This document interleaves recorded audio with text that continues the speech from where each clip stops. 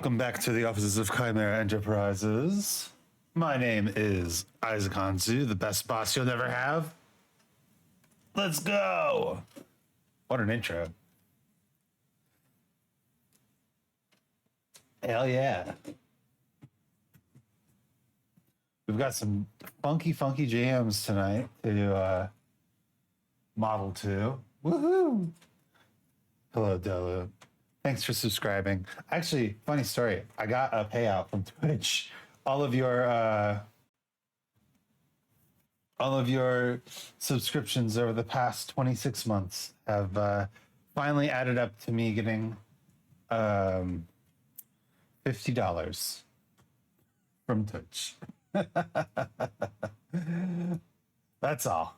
Just a cute little $50. Isn't that wonderful? Ironically, Delu does have you as a boss. I don't think your employees are supposed to pay your boss. I think it's the other way around. Anyway, anytime you get a Twitch payout, it's very exciting because it's just like, oh, I expected nothing, and I got something. Whoa. Well, they say it ain't the coin, but the heart with what it is forged. So true, Dolu. So true. Yes. It's, money is a representation of value. But money is not the totality of value, right? Music too loud? Thank you. Thank you for telling me. We'll turn it down a little bit. Money is a representation of value, but it is not the totality of value, right? We must forge our bonds through the heart or other things we value, Emotional connection isn't the only thing that is connecting us all the time, Uwu will heal the uwu.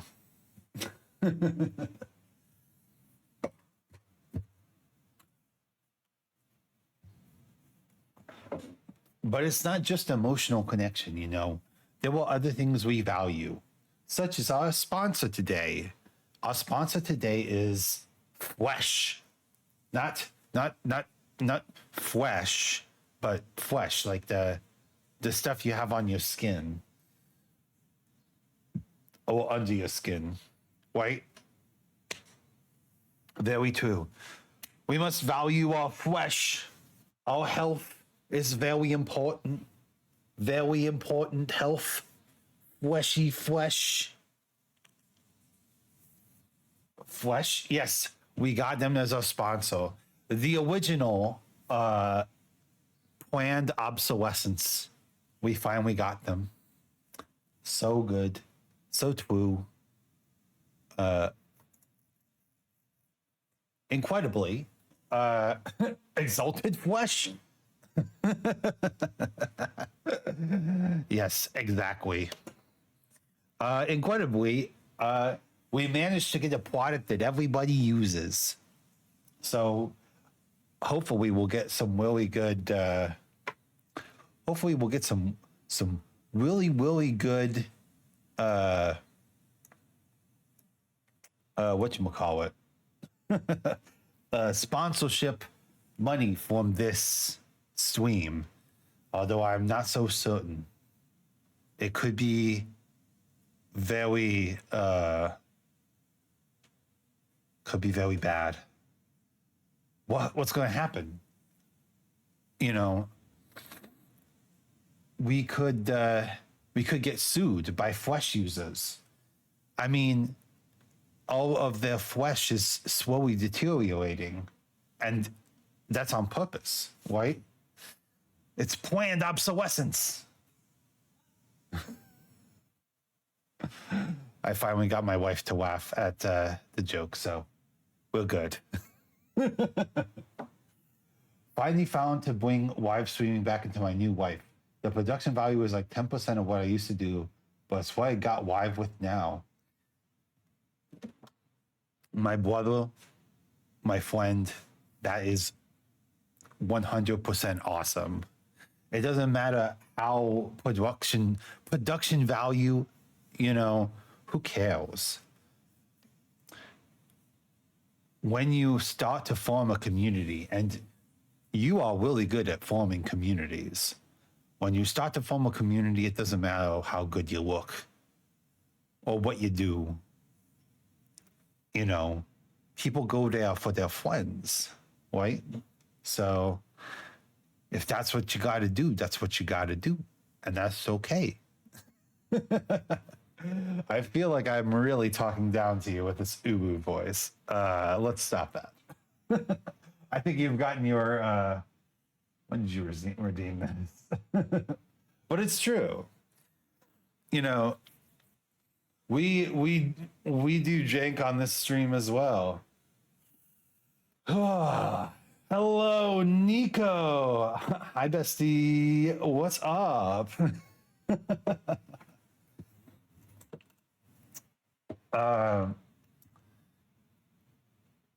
Oh, time for me to get rotated. Excuse me. One more. Okay. I miss you too. How have you been? It's good to hear from you. He's been, yes. I have added a get rotated dream because I felt it was appropriated. Sometimes you just need to rotate me. Hilariously, it works while I'm very big too. Should we get started with Blender? Should we do Blender? I think we should switch over to Blender. I still want to hear how you've been, Nico, though. Whoa, Blender time! Look at the Blender guy. Nope. We shouldn't switch over to Blender. Oh God, what should we do instead? I kind of want to make this guy dance to this music. Also, there's going to be he's blending. That's right. I'm blending so hard. Let's try new software. Okay. I do want to try new software. Maya 3D. Isn't that like expensive? Is it? Wait, let me check. Maya 3D. Get prices and buy official Maya 3D. Okay. There's a free trial.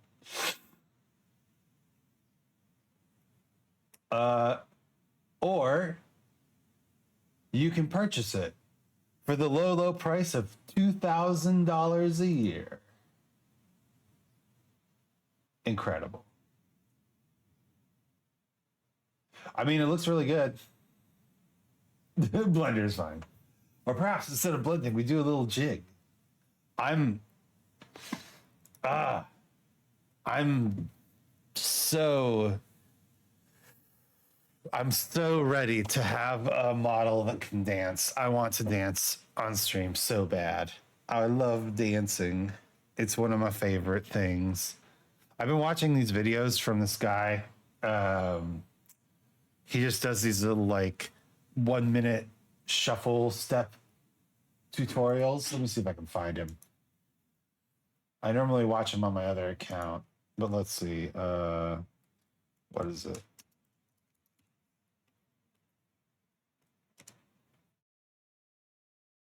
Yes, this guy. And if we just bring that up. Zenoji, your favorite shuffler. Look at this guy. Where's the one that I want to learn?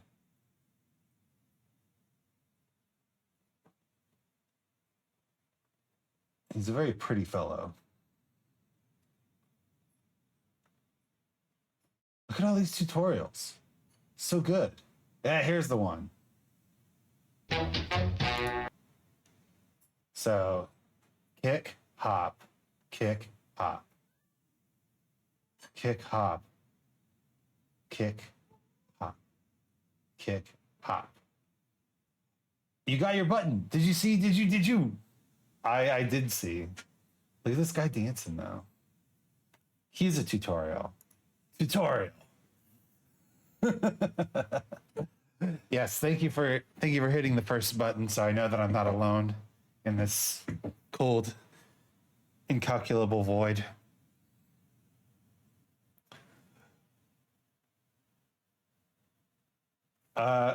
Yeah. Actually, today we are going to be doing this video, The Void. Don't act too excited about The Void. We love the fucking Void. Oh my god. Can I send this guy into the Void? Into the Void with you.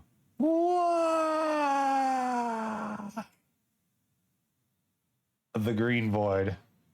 Just cheese to be here. I'm glad you're here too. It's been a while. I hope you're well. Me, I'm great. With you in the void. Oh wait, I have to do it in time with the music, right? With you in the void. Hanging out, having a good time in the void. I can't avoid the void. I'm like the Noid in the void. What other words rhyme with void? Enjoyed. Lloyd, soid. Unsoided. If you take on Curly from the Three Stooges act, there's a ton of words. Why, certainly. I'm in the void, certainly. All right. So while everyone is dancing in chat, we're out tonight. Yeah.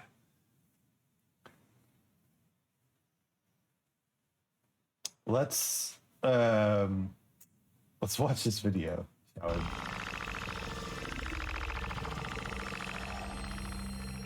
Come on, So Joey. I've been experimenting with mouth rigs, and lately I've been getting pretty good results with this really simple setup. It's the sort of rig that makes lip syncing a lot easier. Here's a quick summary of what we'll cover. We'll start with modeling a head and some teeth, taking advantage of the subdivision surface modifier to make things look more complex than they are. Then we'll set up the armature, which only uses a few deforming bones. After that, we'll parent the head and the teeth to the armature and start weight painting. Trust me when I say this won't be too difficult.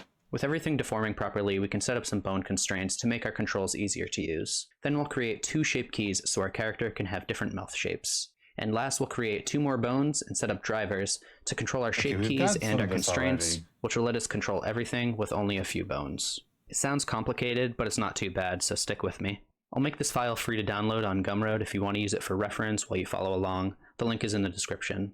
I also have some other stuff there that you can check out. If you like what you see, consider donating when you download something. It's the best way to support the channel right now. Alright, let's get started. Cool. Alright, so here we are in Blender. I'm using version 2.93, and we have nothing in the scene right now. I deleted everything, and we're just going to start off with modeling the head. So I'm going to add in a cube with Shift A, and I'm going to add a subdivision surface modifier with Control 1. So you can see now our modifier is over here. This video is mostly about the mouth rig, so I'm not going to make a complex head or anything like that, and I'm not going to do too much explaining when I model. If you want something a little more in-depth, you can check out the character modeling video that I did. I'll put a link in the description, and there should be a pop-up right over here. All right, so we can go into edit mode. Stop, Joey. Stop your tutorial, Joey. Let's try wrapping it. When we stare into the void stares back. When we look into nothing, gaze into the black. The existential dread is something that we lack. Bars. Ooh. And then into the void the music goes. Of course, it would end right there. Read it and pass it on. When we stare into the void stares back. We look into nothing, gaze into the black. When we sense to dread is something that we lack. I gotta work on my technique, right? Emphasis, rhythmic accuracy. Ooh. It's the ooh for me.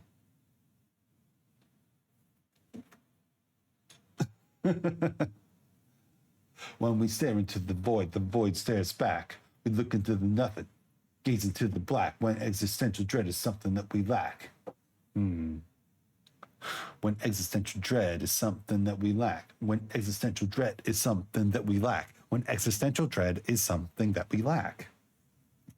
Fascinating. Ooh.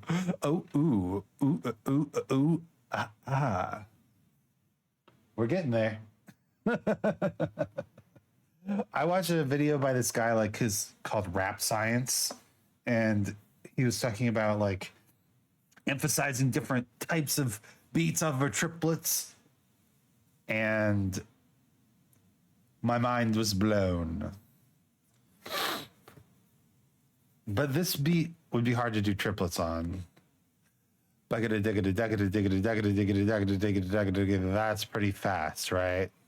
What if we did, whoa, oh, hey, whoa. I'm being rotated. And here I come back. Hello. Spoon. What if we did big triplets? Boop, boop, boop, boop, boop, bop, bop, bop, bop, bop, bop, bop, bop, bop, bop, bop, bop, doop, bop, boop, boop, bop, boop, bop, doop, bop, boop. Read it and pass it on. Hello, Goma. How's it going? You went, wee. I did.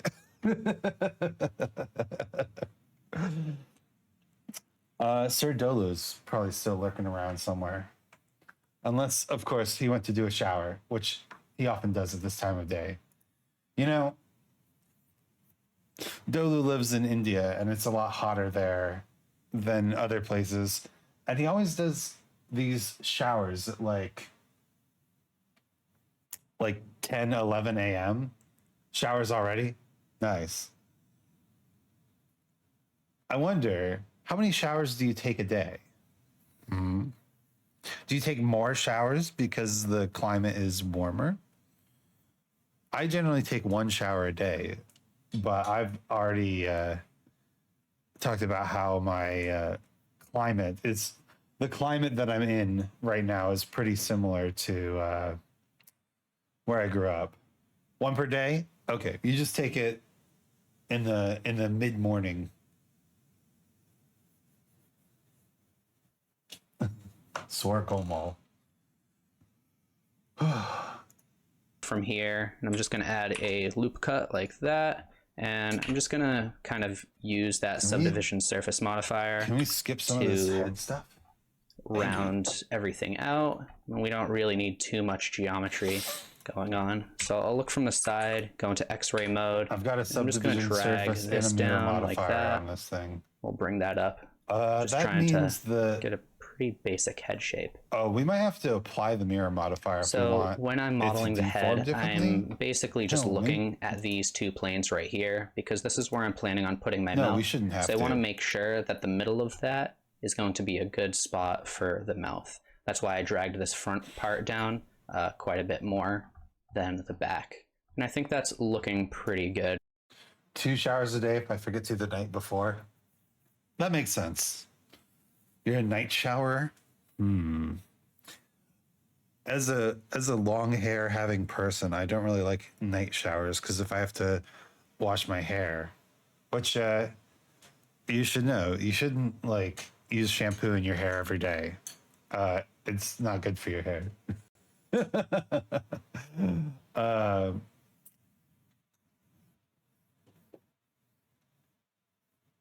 it's weird going to bed with wet hair. I don't like it.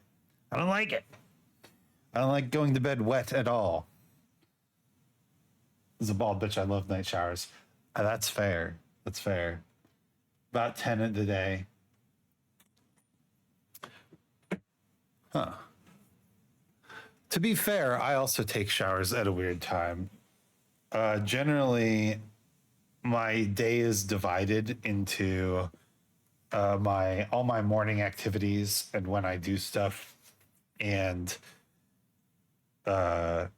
stream and hang out and all that sort of stuff. And then I will usually go on a walk or go shopping or something like that. And after that, shower. And then I'm nice and clean and I can dry off the rest of the day and be all set for a lovely evening. I've used shampoo each day for the past 28 years. No issues whatsoever. I don't know. It's probably different for everybody.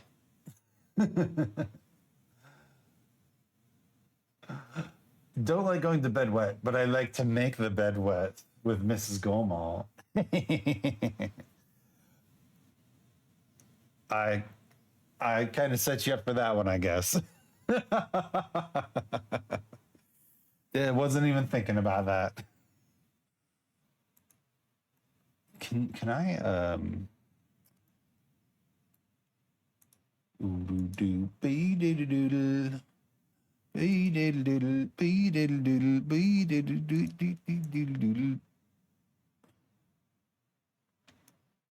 yeah, something has gone incredibly wrong here. Let's select this point. No. Let's select this point.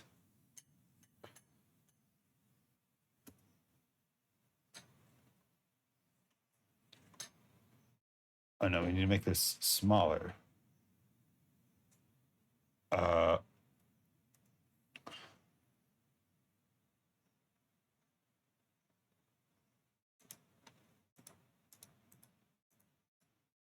Connected only, please.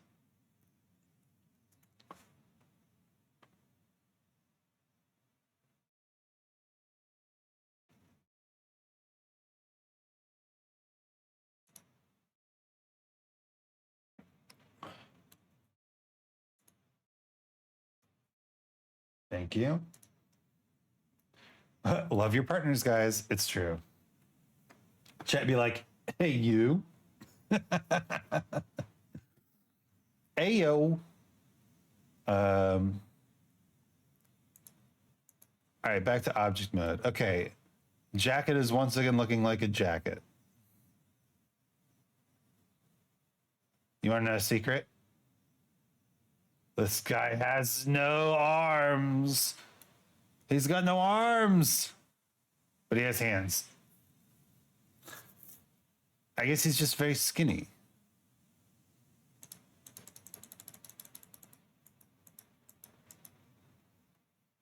Try making Sir Dolu's avatar. If I just give this guy a goatee, that'd be pretty close, wouldn't it? So I'm going to go back into object mode with tab, very close. and we're actually going to apply this modifier right here, so that when we go into edit mode, you can edit each of these vertices individually like that. And to make it a little more smooth, we can just add another subdivision surface modifier like that. And so I'm just going to go back into edit mode. No, probably not. And just so we only have to edit half of our mesh, drone. I'm just going to delete the other half like that. And we'll add in a mirror modifier like that. You can see there's a seam running down the middle, so we just have to move this modifier to the top and it should clear up now.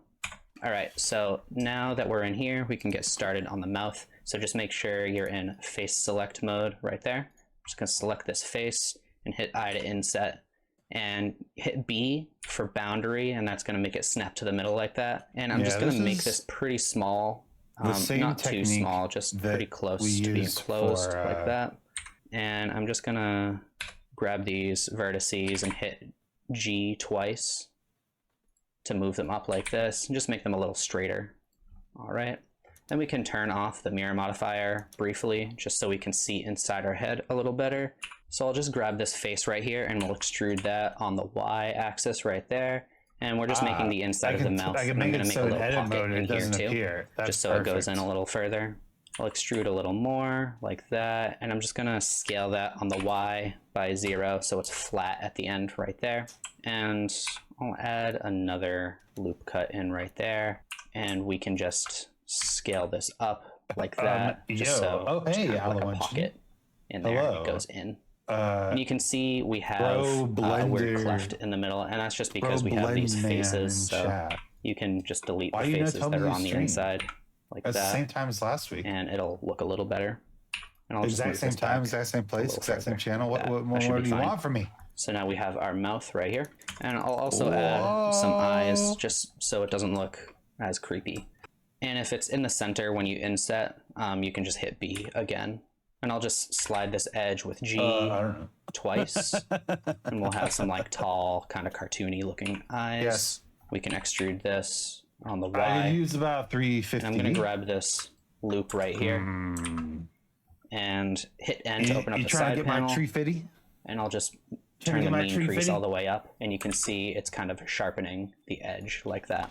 All right, so this is basically all the modeling we're going to do for the head, and now we can make the teeth. I'll just rename this head.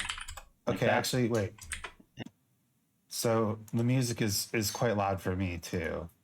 Let's turn down the music. And then turn it back up. Tutorial you're following, eh? Yes. That's pretty much all we do on this channel is follow tutorials. Lots of streams tonight of people learning Blender. Hey, who can blame them? It's a great program. We're also talking about dancing and showering. How often do you shower?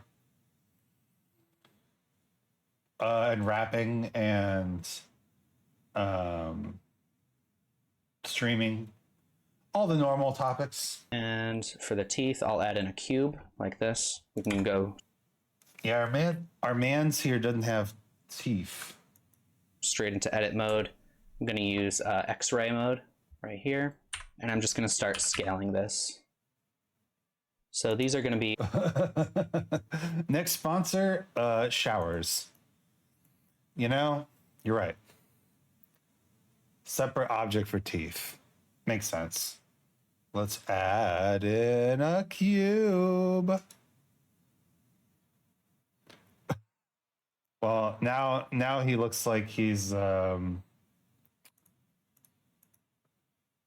he looks like he's been on the bad side of the mob. Yeah, gonna be sleeping with the fishes. I heard a rumor that showers get you sponsors. Is that right? I wouldn't know anything about that. Who do you think I am? Our lower teeth, and I can just add a loop cut right here. I'll just drag this over just so it kind of contours with our head a little more. And it might seem a little tall for the teeth, but I'm leaving a little space down here so they're like embedded in the mesh right there. And I'll drag this in so the teeth are a little sharper. Now we can look from the top, and I'm going to add a loop cut right here. Just so they're not completely straight, I'm going to pull them back like this. Then I'm going to select the middle and bevel that. And if you want this to have more loop cuts, you can just use your scroll wheel like that for with your mouse. So I think that should be okay. That looks all right. And you can see because we were in edit mode, our origin point is still up here. So we can reset it with right clicking, set origin, and I'm going to choose center of mass right there. Okay. Let's go to edit mode. All right, I'm going to try to do this. It's good practice to try modeling without following the tutorial exactly. Oh, right. Let's turn off proportional editing because, yeah, your boy needs to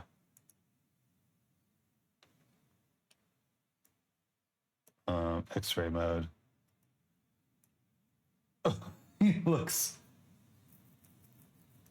Take a moment. How would you shape a square to mostly look like a tooth? Yeah. Think about it. Think about it.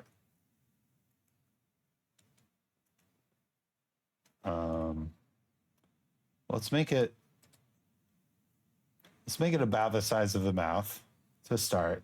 You know, this guy is kind of creepy looking when you look at him like this. Nothing against the guy, but you know, when you can see inside his body, it's a little weird. It's a little weird.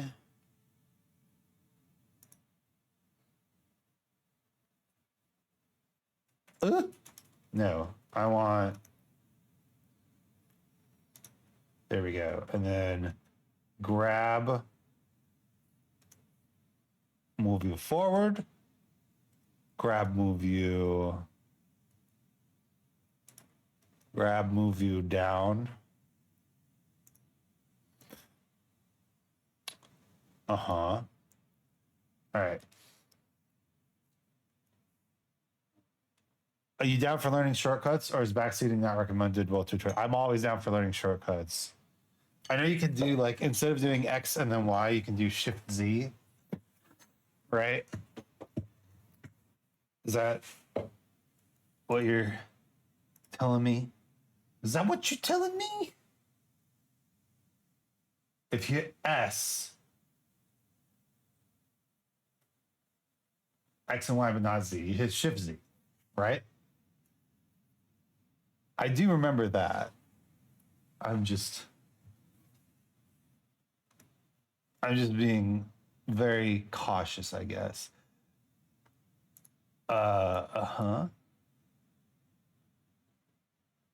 Then we go. Let's try it. Everything but the X, right? Grab, Shift X. Yeah. Why don't we just move it all down a little bit? I've learned the secret. The secret is change your perspective. Try it again. Ooh. It's magic. Do you believe in magic? Oh my God, there's too much happening on screen. We need to add a loop cut. Wait, no. A loop cut. And then bring it forward. And then bevel. That looks good.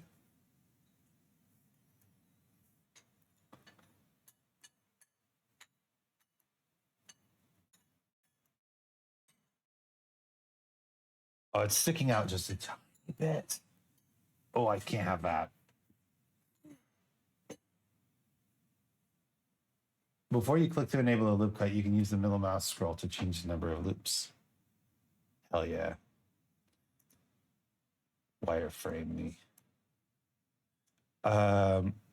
We just need to move everything back a little bit. Grab on the Y. Yeah.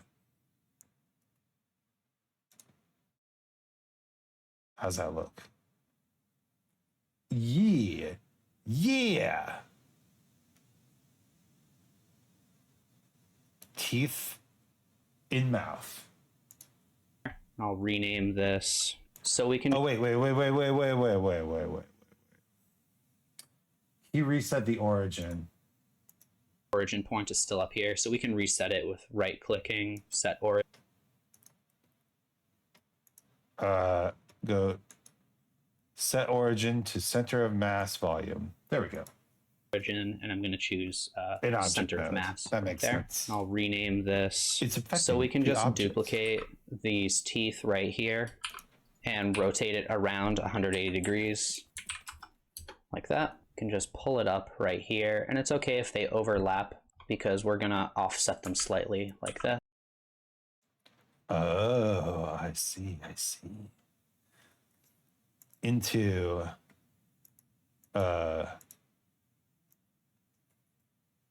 okay. Are they a little high? I don't know. But we're still in object mode, so let's duplicate, rotate on the Y 180 degrees, and then grab on the Z, move them up, move them up. It's okay if they overlap because we're going to go grab on the Y, move them forward a little bit. Okay, now it looks better, but he looks like so awkward now. I guess that's okay. Looking great. Look at that. Teeth. Real teeth. More like the concept of teeth, really. I'm going to add, or no, what is it? Shade smooth. Yeah. We're going to shade smooth here so that he doesn't have a weird, like, middle tooth, right?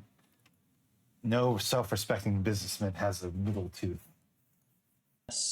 So they're not, right on each other. One is in front of the other. All right, and we can just rename this teeth top. So next we can get started with our armature. So, oh yeah, this is what we're all about, the armature, baby. Oh, the armature, we want the armature. This is teeth bottom. And this is teeth top. Beautiful. we can just Shift A, add in an armature right here. And right now we can't really see it that well because it's inside the head. So I'm just going to go over here to Object Data Properties. Let's, where's my bone properties? Let's switch to the octahedral style. Uh-oh, armatures, let's go. Yes, so the goal of this stream is to make the mouth armature. We are fleshing out the lips. Easy. And under viewport display, I'm going to turn on in front like that, so now you can see through. And I'm also going to turn on names and axes like that. And we're going to go into edit mode and just move this down right here. This is just going to be to control the entire head. Oh, goodness. And we can rename this just the teeth, huh? Head. If you want the head to be parented to something because we don't have a body, you can just duplicate that and move it down.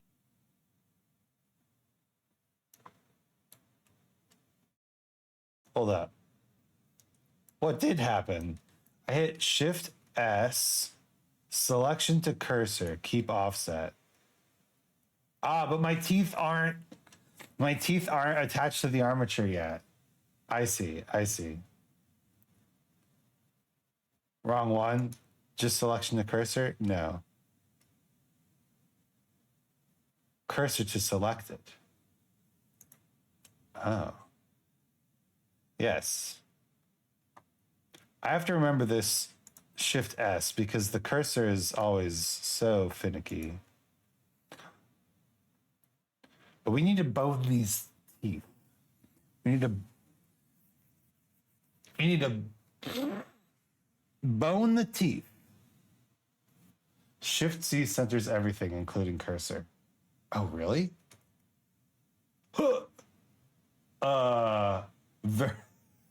Okay.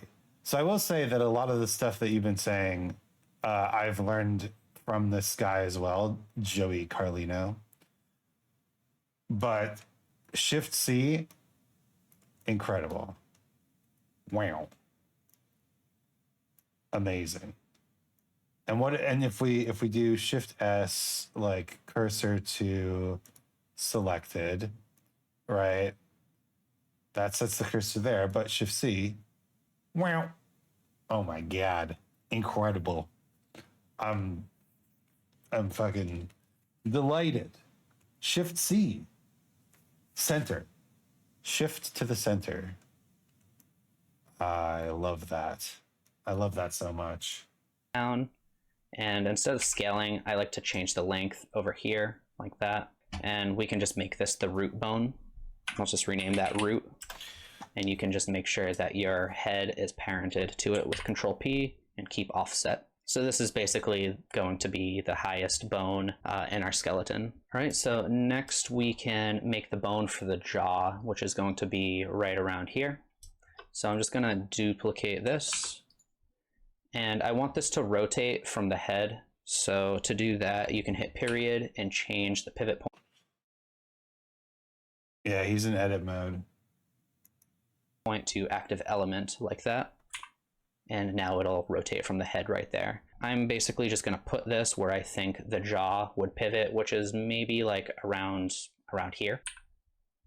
Like that. Speaking of jawbones, gotta finish making pose assets for my character. The jaw hinges, right? I hope so. Okay. I'm just gonna step back and watch this one more time. Be right around here. So I'm just gonna duplicate this. Duplicate that. And I want this to rotate from the head. So to do that, you can hit period and change the pivot point to active element like that. Got it. Okay, so duplicate, period, active element. Then we can rotate this bad boy down, shift it up.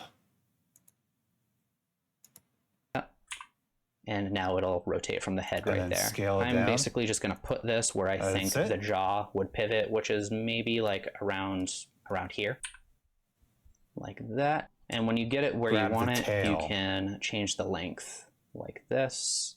I'll rotate it a little more. I'm gonna make it pointing towards the chin and extending just a little further. Okay, so this is the jaw. So it's not actually going to the bottom of the mouth. It's going to the chin. Oh, the tail is the skinny side. Okay, okay. Well, let's, first off, I think the jaw would, no, the jaw would here, but then we didn't rotate it far enough. Yeah, that looks like a good jawbone, right? And then we make it a little further. Take the head of the jaw, put it where the mouth will hinge and swing from. I think there. Nailed it. Right? Just below the ear. I'm feeling my own face right now to try to get it right. Yeah, that seems right. That way, if we turn off in front. Oh wait, but he offset the head a little bit. So he has the head more like here. Just below the ear, but your ear is also not parallel with the base of the nose. Bone placement is all personal preference, ultimately. Are ears supposed to be that low? I guess they are, huh?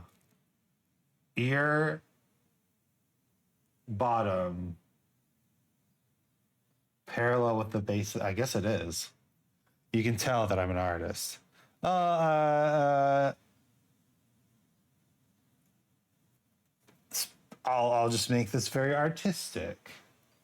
Top of the ear is top of the eyes, just below the eyebrow. Huh. So it is. Bottom of the ear lines up with the nose. So it does. Artistic liberties. Yeah, the ear is a little small, isn't it? Artistic liberties. We can still control it from the outside. So this is going to be our jaw, like that. And okay, let's bone name. Bone name, very important. Jaw. Can't up your balls in my jaw. And we can parent this to the head. Control P and keep offset. Yes. Control P. Wait.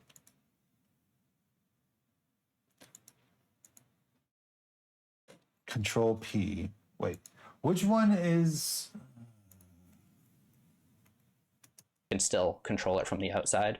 So this is going to be our jaw, like that. And we can parent this to the head. Control P and keep offset. So you select the parent last, right? Keep offset. Control and Alt, very important buttons.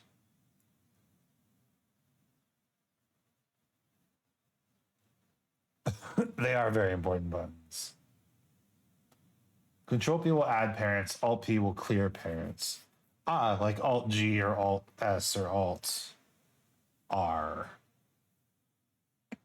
Clearing shit. The Alt key. And so we're just going to do the same thing for our lower lips. So I'm just going to duplicate the jaw right here and... Selected items are dark orange. Active is always the last selected item, which is that yellow highlight. Makes sense. Everything works selected to active. Ah, okay. So parenting, connecting, doing whatever. It's always the active bone is the destination.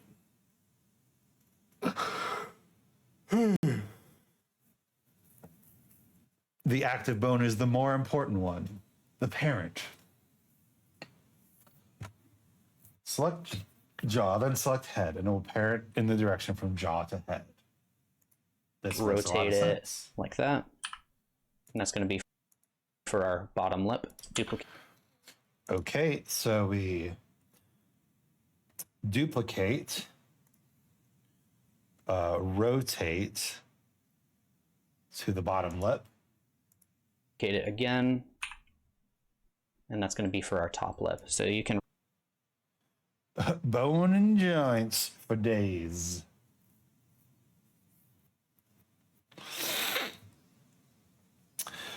Yeah, lots of bones, lots of joints. I tell you what, this guy's got some serious bones going on. Let's duplicate. Let's rotate. Top lip. rename those lip bottom and lip top. And all of these are parented to the head. So if we go into pose mode right here and you move the head, all of those should follow. And if you move the root, everything should follow that. All right.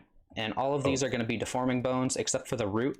So if you don't want a bone to be a deforming bone, you can just select it either in edit mode or pose mode and go over here to bone properties, and there's just a box right here. You can just turn that off.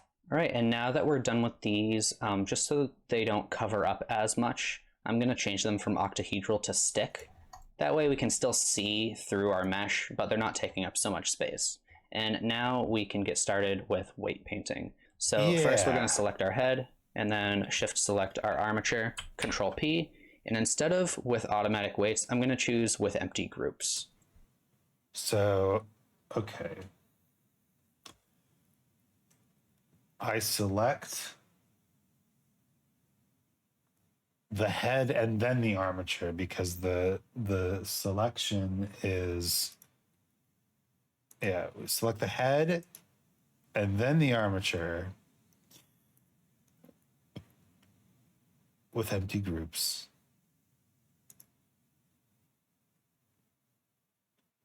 He said not automatic weights. He said empty groups. So if we click on our head, we have some vertex groups right here, and it's When we click on our head, we have some vertex groups. it's all of our deforming bones, but all of these are going to be empty right now. So we still have to set these manually. But first, I'm going to do the same thing for both of our teeth. So I'm going to select the top and then the armature, Control P with empty groups. And Okay. Gotta select the teeth. Control P, empty groups.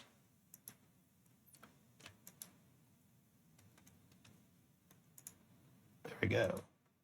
If you can select armature, then head, then weight paint mode, then you can control click bone. Wait. Armature, head, weight paint mode.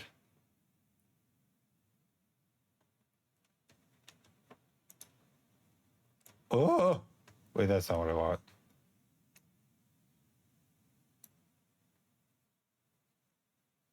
Control click a bone.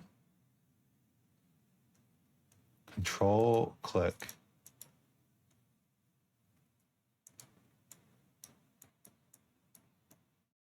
Yeah, see, the problem is I still have the mirror modifier on. Do I have to get rid of control shift click? It is. Oh, yo, that's really good. Okay, yes, it's control shift click. Do I have to turn off the mirror modifier? Shouldn't have to. It highlights the vertex group on the right. Lip top.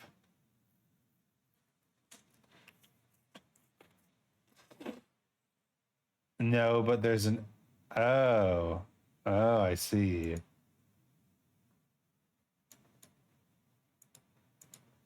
Ah, look at that. That'll mirror the weights. Okay, super cool.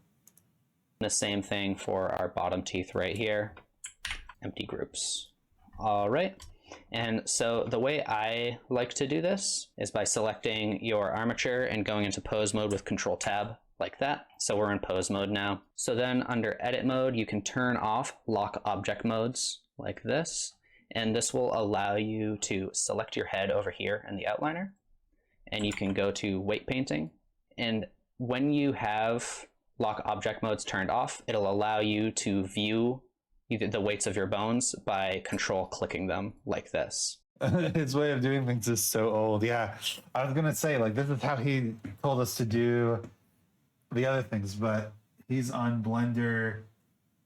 What is it? This is 2 years ago.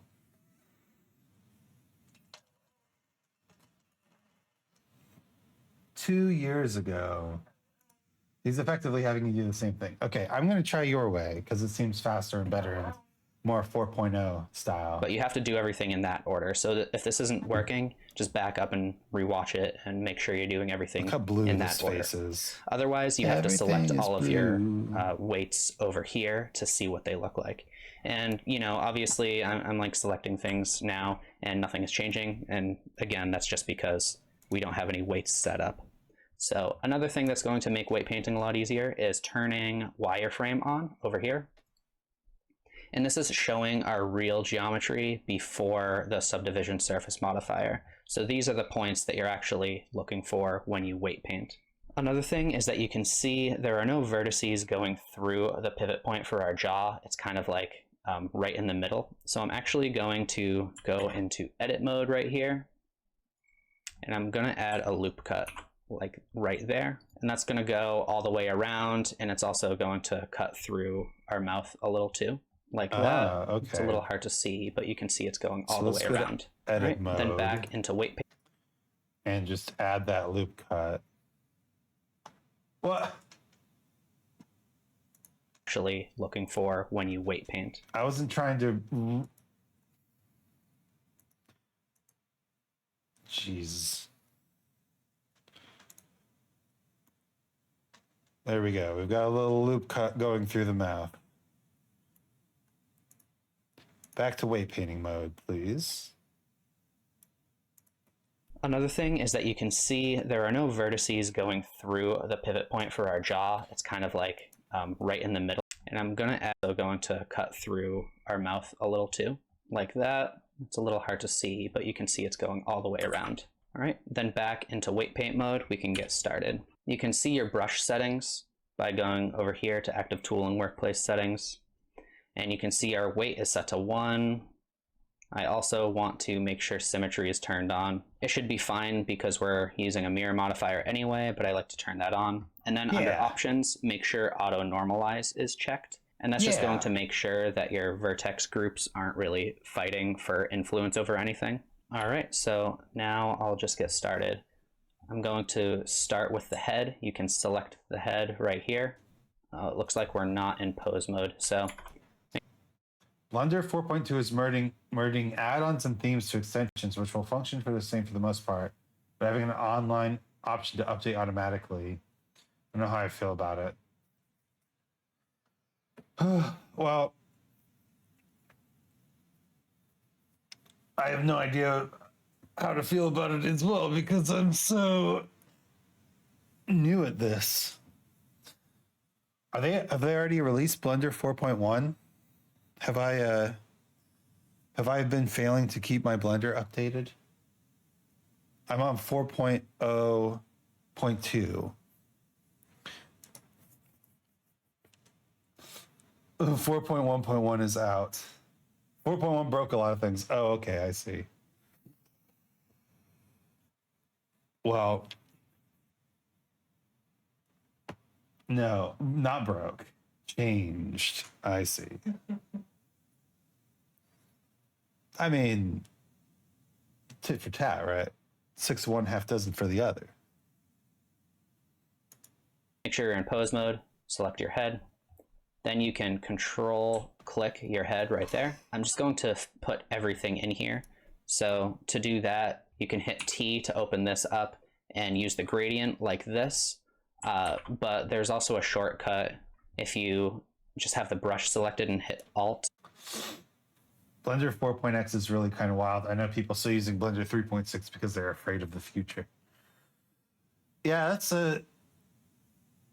like, I don't know enough about the program to say I want to use this particular version of it. I'm just going to use whatever version they have. And then left click, it will let you use the gradient also. So I like to do that to just fill everything. So now everything is attached to the head over here. Then we can choose our jaw like this. And all right. So we have our head bone. We hit the gradient tool.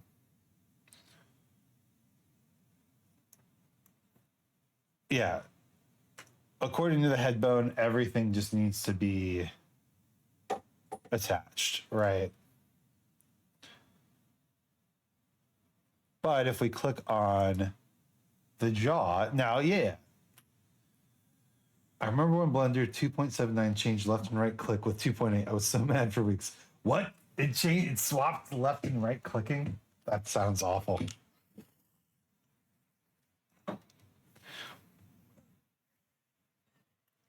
Yeah.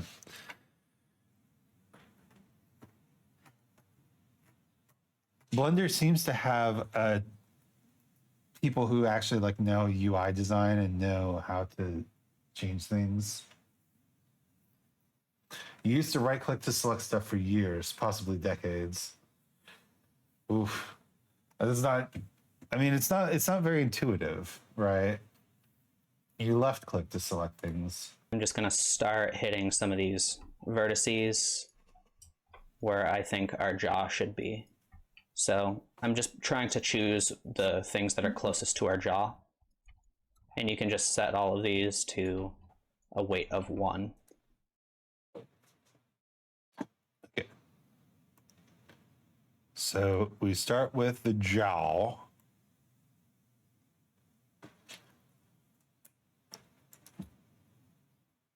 Oh, and we need to go back into this mode, huh?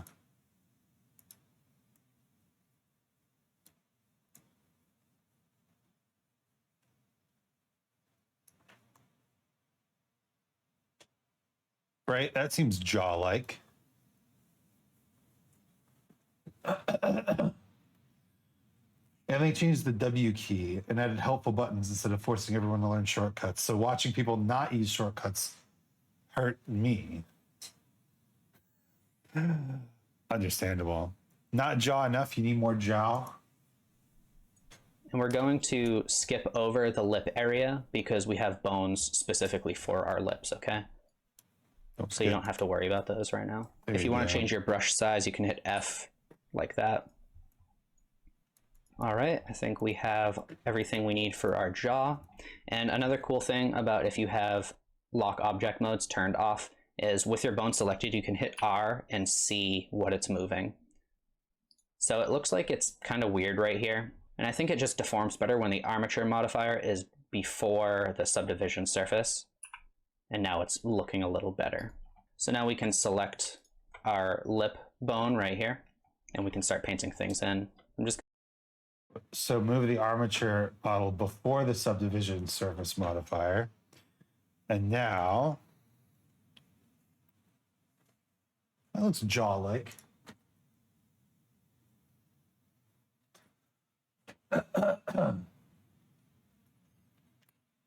Want to see something wild? Double tap R, then rotate in 3D gimbal mode.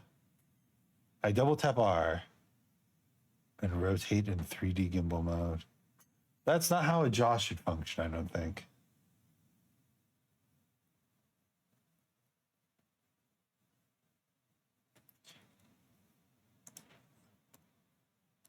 Let's look at it from a more front angle. Oh. The Incredible Jawless Man. You can use it for all sorts of weird rotations. Interesting. It's cool that they can translate to the 2D motion of the mouse into 3D.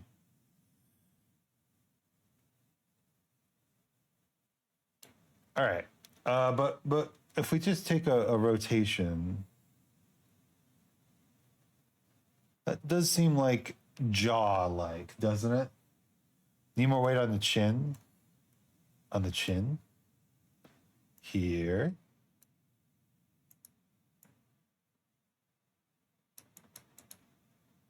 Ah, you're right, you're right.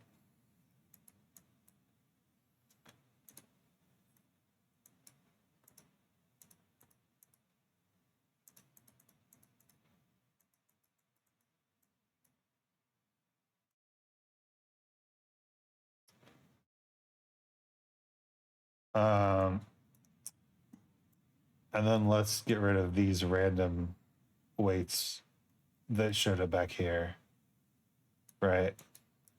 Get out of here. What are you doing?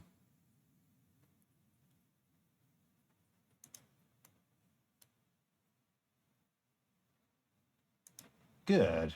Get him out of here.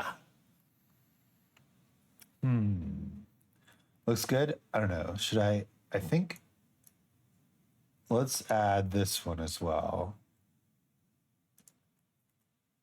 Uh-huh. Looks a little better. Very jaw-like. You know, the wireframe hair is giving it a halo effect, and the arms out. It just looks like Jesus, really. The other cool thing about doing weights this way is you rotate the weighted stuff out of the way and then switch bones quickly. You can weight the other bones. Ooh. Let's see if he suggests I'm gonna that. hide our teeth so we can see a little better. And also our mirror modifier. It'll make it easier to see. So I'm just gonna start painting these all red. And you can hit the middle line too. Just make sure that they all have a value of 1. So they should all be completely red. Okay, so we need to paint the lower lip now. Yay, weight painting! Hi, Mags, how's it going?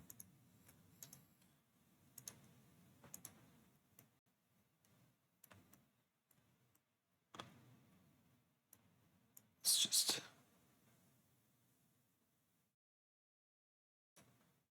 Not you.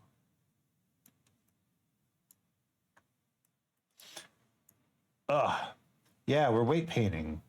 We're doing that thing. Hoping you're keeping some sanity while doing this. It says front faces only. Why is it? I mean, I'm very sane while doing this because I'm doing this for the first time. So this is all like, it's not tedious at all. It's all new. It's all fun.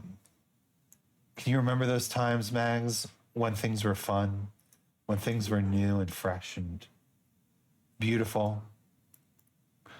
They say that that's kind of important. Brush settings, zeros. Yeah, we don't want you up there. Fun sounds expensive. Can be. Certainly can be. Okay. Get out of here, cheekbone. All right. So now let's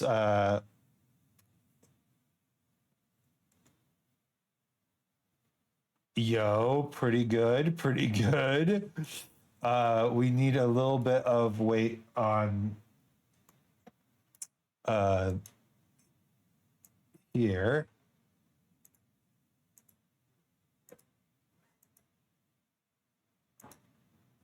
Right?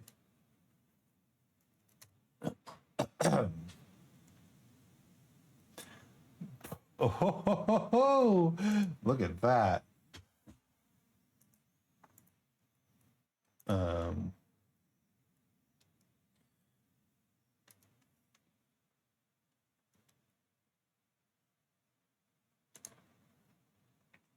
Oh, baby.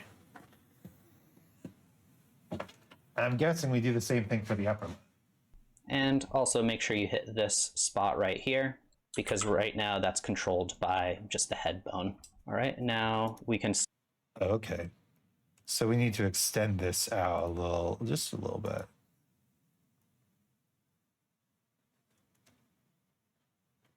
Yeah, that looks nice. Select our top lip bone, and we can start painting also. Right there, just grab all the spots for the top lip. And right now, this is not controlling the middle point at all. Any of these points right here, bottom lip is controlling all of them. What I want is for the top and the bottom lip to share the middle point. And that's where auto normalize really comes in, is because if we select the top right here and change this to 0.5, I can start adding a weight of 0.5 to the middle. And you can see when I switch to the bottom lip, now these points are also green. And that's what auto normalize does. Before, when I was setting up the weights for the bottom lip, I painted all of these completely red, so they all had a value of 1. So when I add weights to this bone, it's actually being taken away from the bottom bone. That's what I mean when I say they're not going to, the vertex groups, they're not going to fight with each other. When you add weight to one, it takes it away from the other, basically. So now when we move our head... Hell yeah, no, that's super cool. Now I understand auto normalize. Okay, but we're on the top bone, and we just need to start painting here. Weight painting. Certainly the weirdest type of painting I've ever done.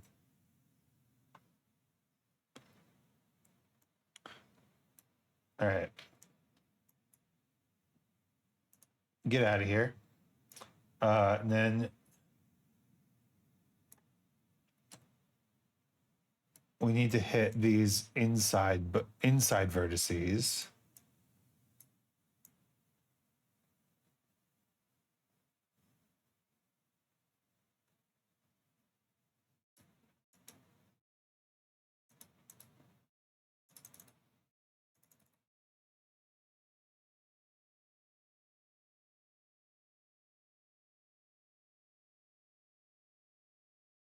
Just listen to some classic jams and painting the town red.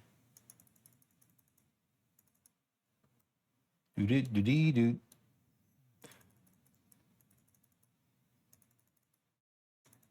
Yeah, so I did have a thing on the bottom of the screen that would tell you what song was playing, but unfortunately, the way it worked is if you could see what song was playing, I couldn't hear it. I know, so strange. 0.5. All right. Then we just 0.5 all these vertices. You can tell it's updated because look how fucking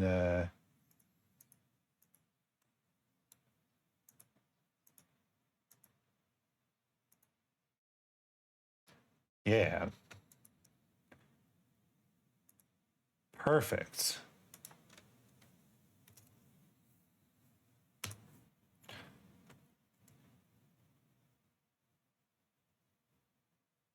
So you have a limit on how much we can move the upper lip. Head, everything should move because these bones are parented to it. We can move the jaw, select the bottom lip at the same time with shift click. And that's moving also. And the top. Oh my goodness.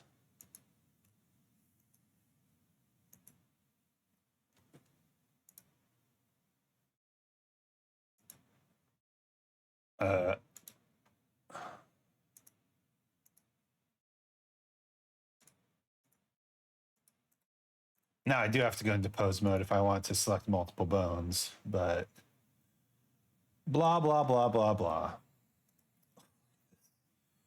Look at this beautiful man. Rotate on the X. I'm dying. I can't believe my life is so rough. Okay. Top lip is moving also, so that's looking pretty good. All right, so now we can turn off lock object modes and go back into object mode. And we also need to take this head, turn back on the mirror modifier.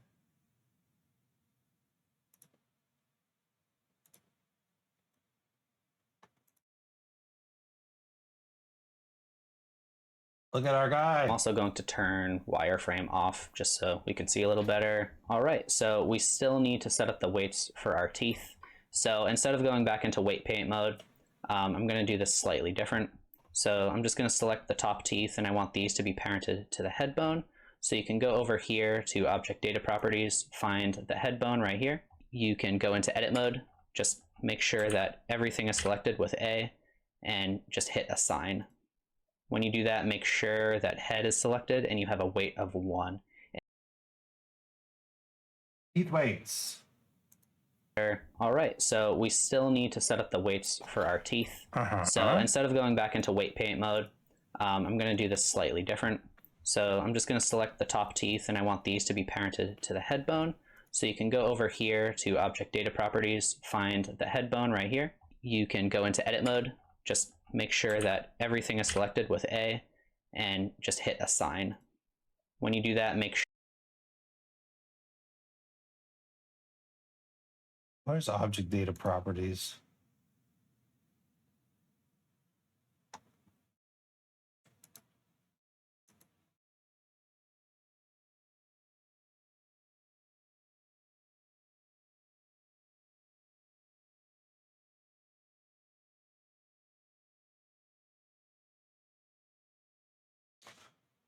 Okay.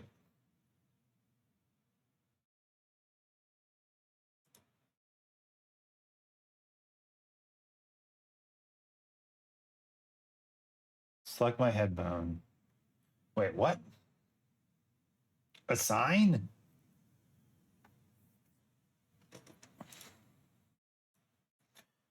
All right, I'm gonna watch this one more time because he's doing something weird. All right, so we still need to set up the weights for our teeth. So instead of going back into weight paint mode, I'm going to do this slightly different. So Okay.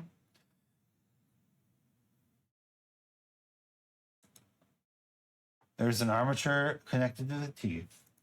So I'm just going to select the top teeth, and I want these to be parented to the head bone. So you can go over here to object data properties. Object data properties. Find the head bone right here.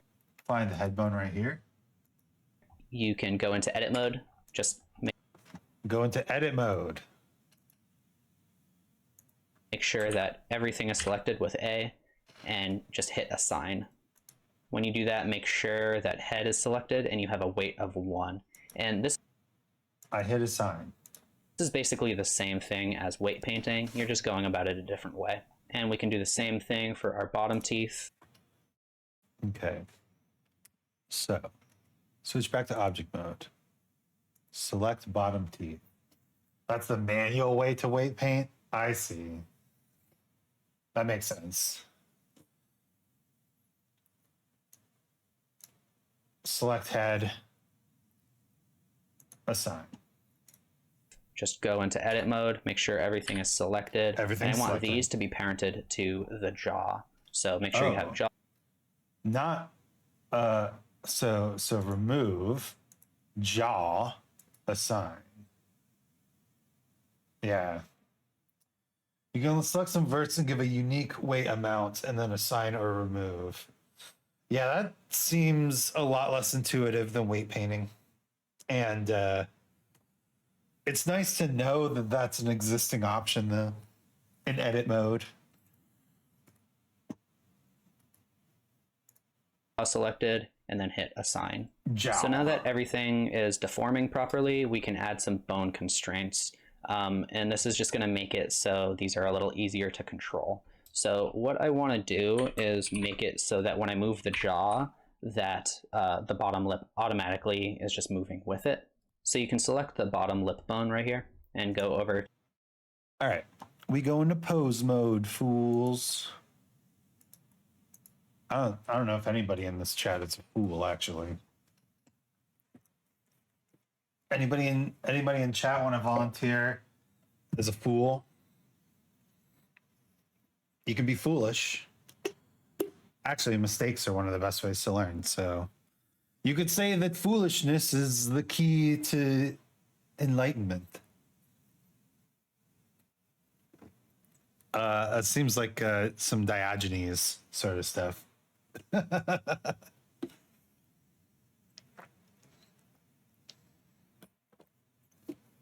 What, sir? Dolo. Hello, Dolo.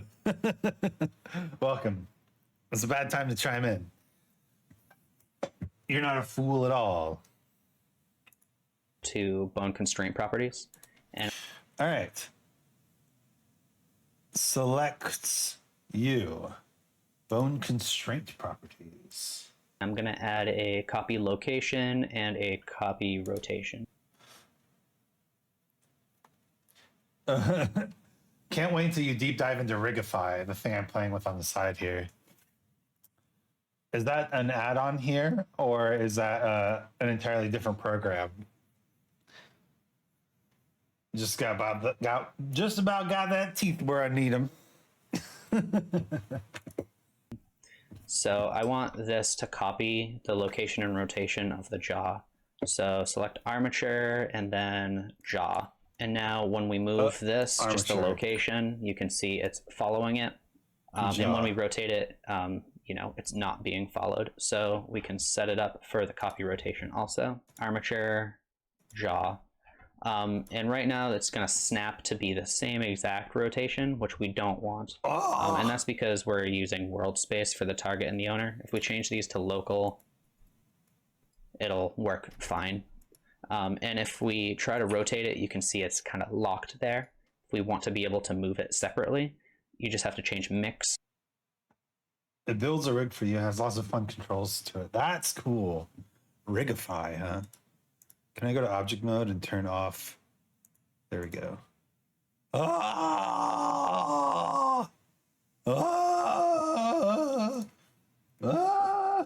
Because we're using world space for the target and the owner. If we change these to local, it'll work fine.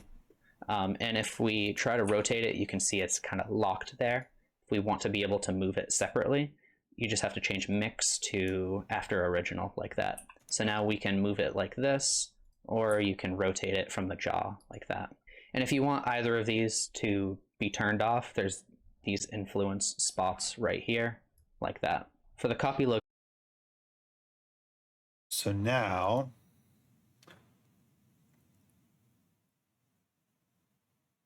yeah.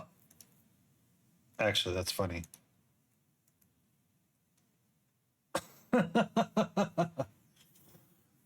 Rig Pro is worth the money for an auto rigger. Yeah, I mean, I feel like, why did the music stop? Oh, geez. There's just a big blank space in one of the tracks. Classic CD stuff. Who the fuck puts a huge blank space in the middle of their track anymore? Back in the days of tapes and CDs, they would try to trick you by putting a huge blank space right at the end of the album and then putting a secret song after the blank space. Like, really? Nobody does that anymore. Now you've got these songs that are like 12 minutes long, and half of them is just nothing. Absolutely ridiculous. The things people did in the previous eras to spice up their technology. Wild. Already getting into bone constraints is what's truly wild, though.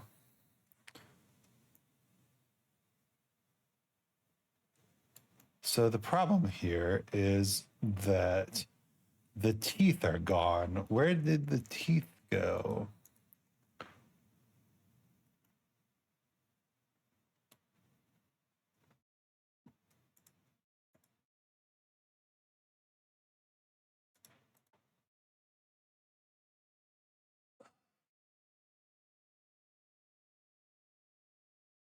The bottom teeth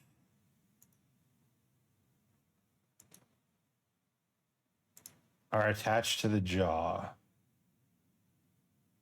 So if I rotate the jaw,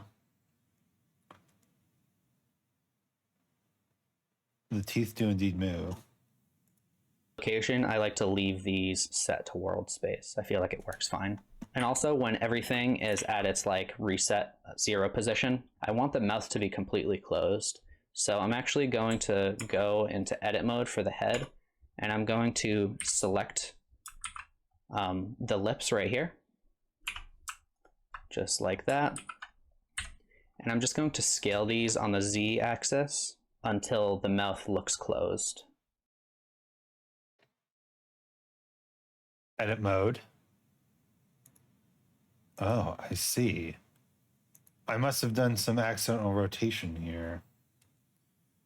Right. There we go. Alt R. I remember. Let's go into edit mode. No, let's go into object mode. Let's select the head. Go into edit mode. My lips are a little bit more complicated than his, but that's okay. We're just going to select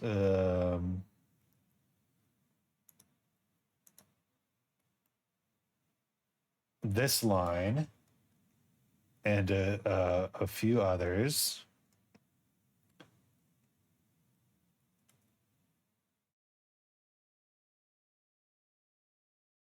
That's not right.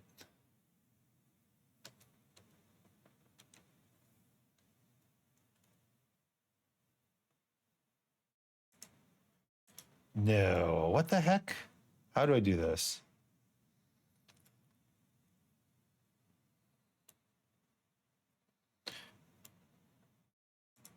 His music is mocking me.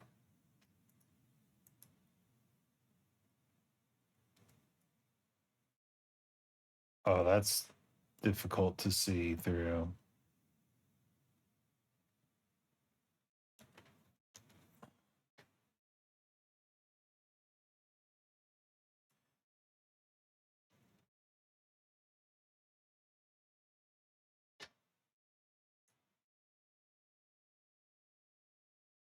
Oh, God.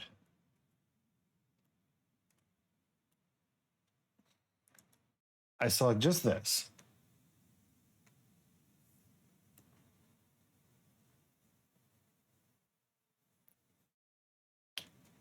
Yeah. It's gotten too complicated. I'm having trouble parsing it visually. Oh my God. What have I done to myself? What have I done to my life? My life is a mess. A mess, I say, a mess. I just want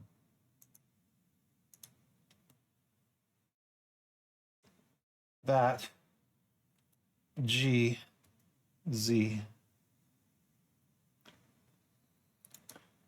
down.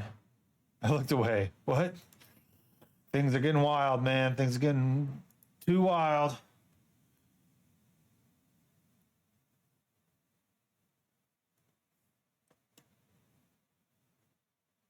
All right, I think you can go one more.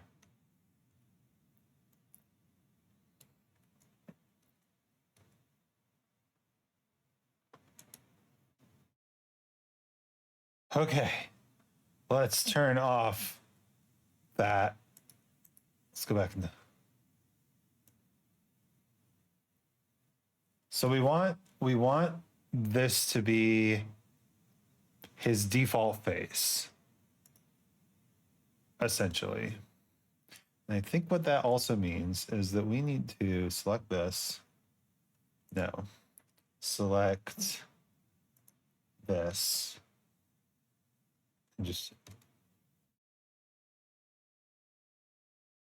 Oh, God. More selection. Or wait, no, not more selection. Yeah.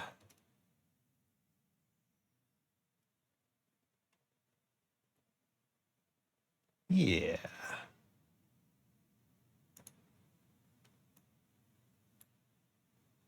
Quick, smooth verts.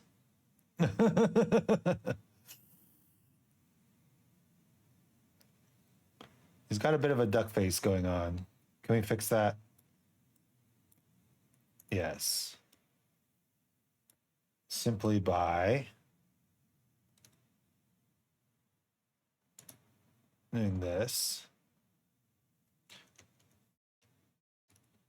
Doing that. No. Not that many.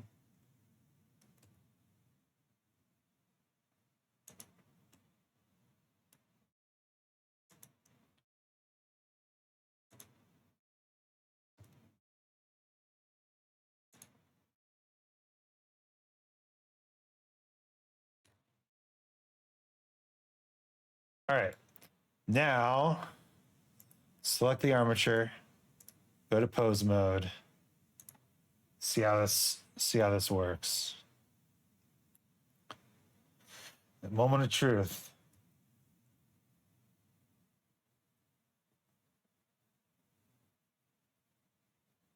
That's not bad. It's not bad.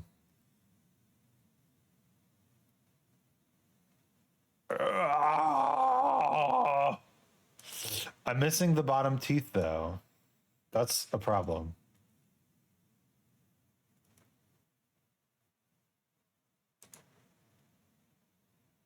I'm missing the bottom teeth.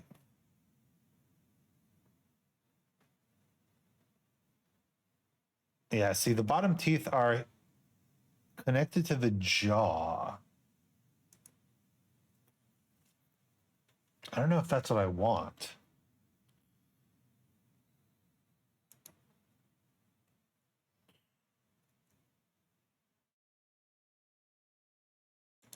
Maybe I just need to move the teeth up a little bit. Move the bottom teeth up.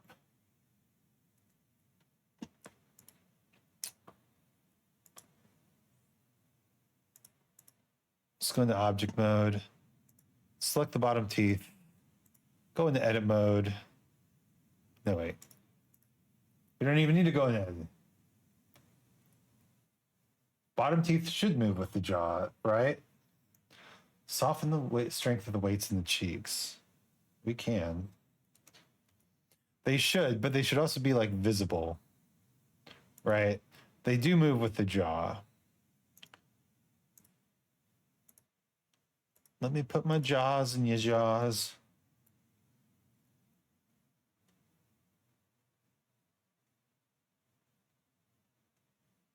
Right? The problem is not that there's no bottom teeth.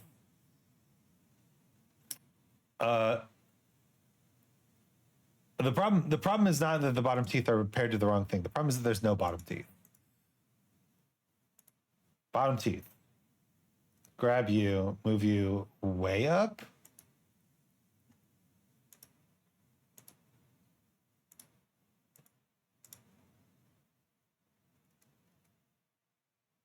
There we go. Oh my gosh. There we go. A little too far up, maybe. There they are. So let's just scooch them down ever so slightly. And then, sick. There we go. Look at that.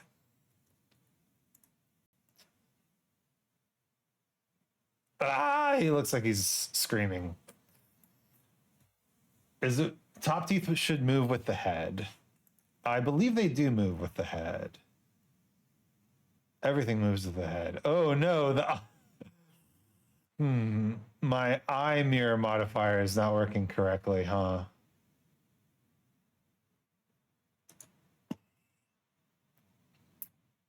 Huh.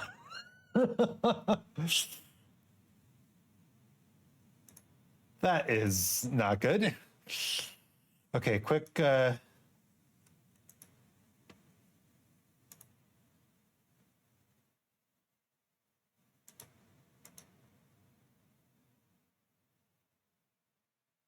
mirror object head. Wait. Can I just apply this modifier? I think so. Apply. Apply. You can. Does that fix my problem? If it fixes my problem, I'm into it. Beautiful.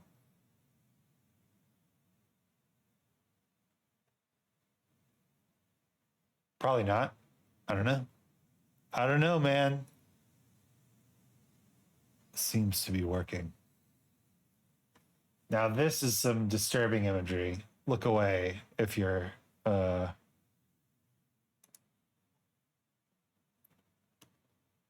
that usually can. Yeah.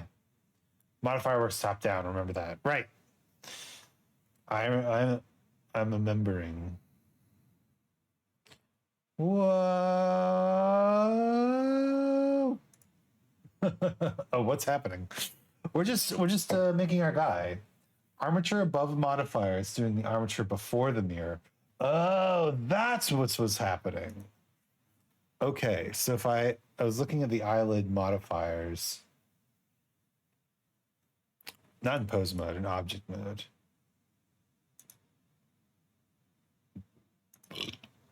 Well, now they don't have the. So the armature of the head was technically above the mirror modifier. Got it.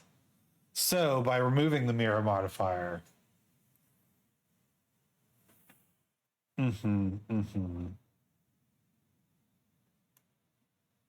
Yeah. All right.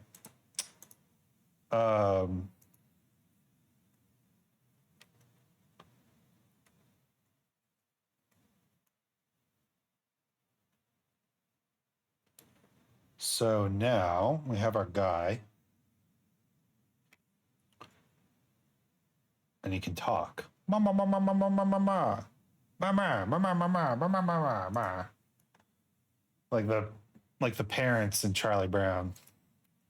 So they're actually going to go past each other a little, and that's just because of the subdivision surface modifier. So now our lips look closed visually. I also want to make it so that our jaw stops at a certain point and it doesn't go through, itself. It doesn't go too high. And I also don't want to let it go too far like that. Oh. So we can do that pretty easily. We just select the jawbone and add in a limit rotation right here. And we want to set this owner from world space to local space like that. And I want to limit this on the X rotation. The minimum is 0, which is what we're at right now. And I'm just going to change the maximum to something like 30. So you can see when we rotate it now on the x-axis, at a certain point it will stop. But you can see even though I'm stopping right here, the numbers will still change up here in the rotation. And I don't want that. To make it not do that, you can check Effect Transform. You can see when the jaw stops, these numbers will stop also. And that just makes it easier to keyframe, so you don't accidentally set your frames to have values that are beyond too much? where you It would might be need too to go, much. really. So now our mouth will snap shut like that and not go too far, and it also won't open too wide, which is nice. There we go. I also want to be able to make the lips be closed while the jaw is moving, like if we wanted this character to be chewing something with their mouth closed. So the way you can do that is adding a copy location and copy rotation to the top lip also. So we can just set those to copy the jaw, and the same thing for the copy rotation. You just want to make sure that this is using after original and set this to local space, just like our bottom lip.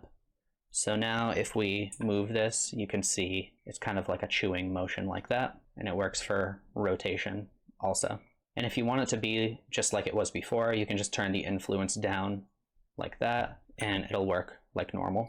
All right, I want our cat. Okay, so let's reset this. And so now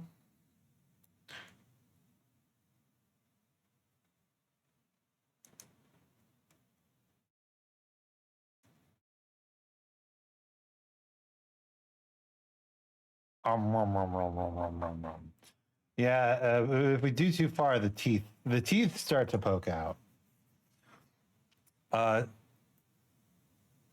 So we did raise the upper teeth quite a bit, or the lower teeth, right?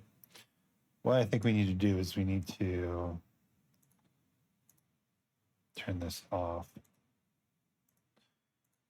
influence off.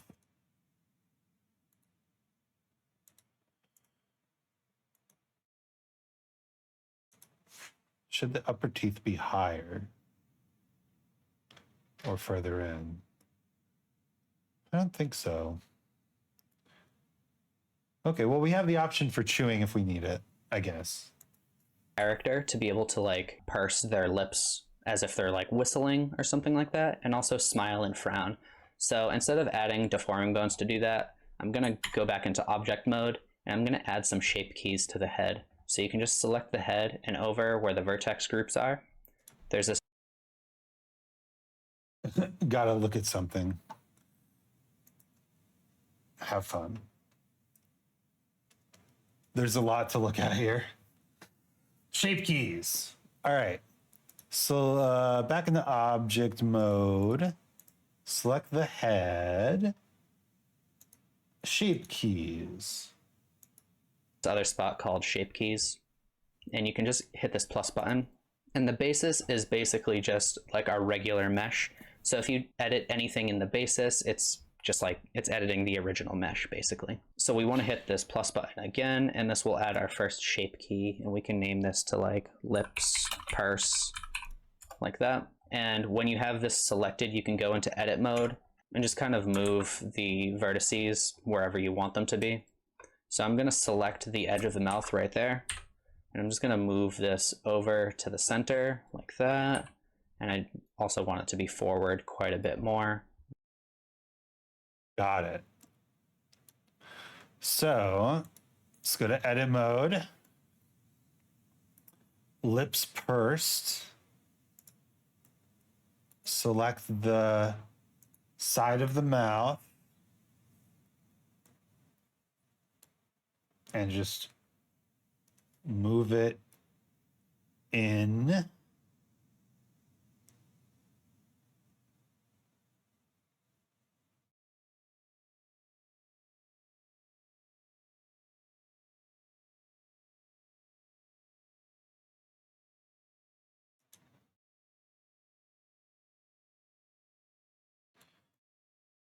And also forward.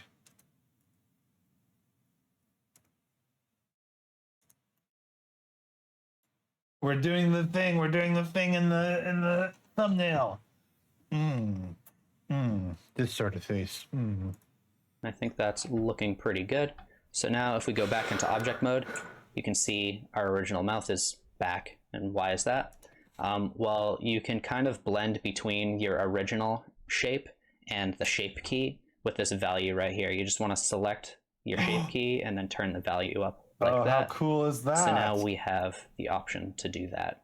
I also want to make this person smile and frown. So I'm going to add another shape key, and I'm just... How cool is that? Someone made a shape key add-on that works like 2D animation stuff, but for 3D characters. Sick. It's going to call that smile. We can go into edit mode, and we still have the corner of the mouth selected, so we can pretty much just drag this up like that until we get a good smile going. And when we exit, it's back to normal, and you can see we can blend into that like this. And if you wanted to frown, instead of making a separate shape key for that, you can just change this range minimum to -1. And it's basically just going to do the same thing, but in the opposite direction, like that. So now we have a frown also. And you can mix the shape keys together like that. Can I post a YouTube video here? Unfortunately, no. But if you click the links in the description below, follow and subscribe, like and subscribe, and whatever, you can find my Discord tag and Twitter and Blue Sky and all that sort of stuff. And please do send me the video. But have a good night. Thank you so much for your company. I will talk to you later. It's just Isaac Anzu.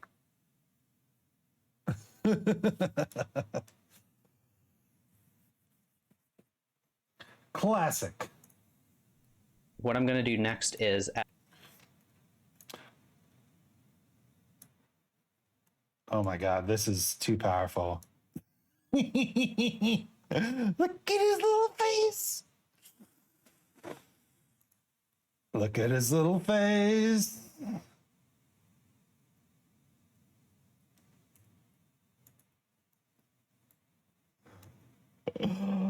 Oh. Oh, yes. I will accept friend request.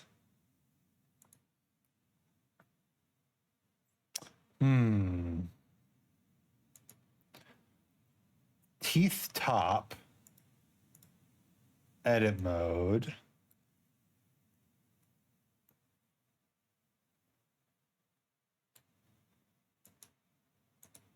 Oh no, we're still on the armature.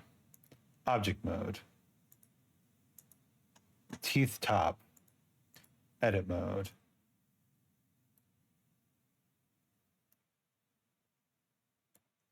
Let's just select this forward line with our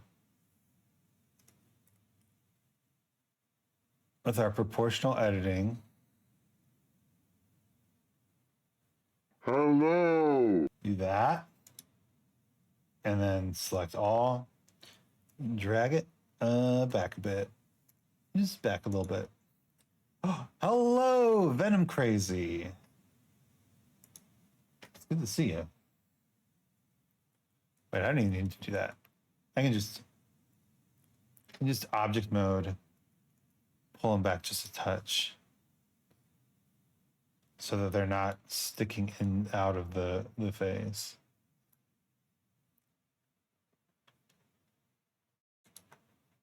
I just want you to look at this face of Venom. I just want you to look at this face and see how like happy this guy is. Look at him. Oh! Hello, I'm doing good. Like we only have 8 minutes left on this tutorial. It's insane. And we've talked about so much stuff too.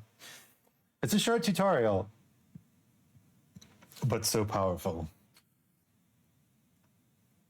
So powerful. How are you today? How's the stuffs? Let's. Where was that thing? Shape keys. Uh, Object mode. Shape keys. Lips pursed.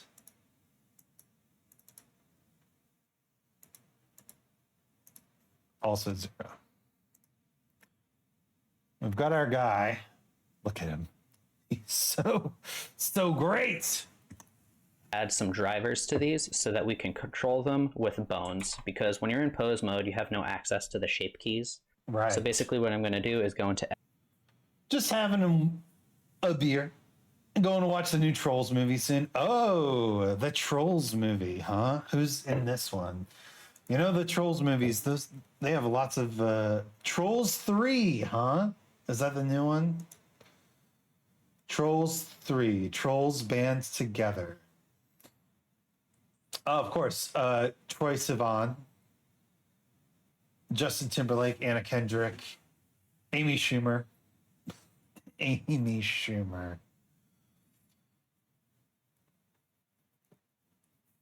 Troye Sivan's actually a good singer.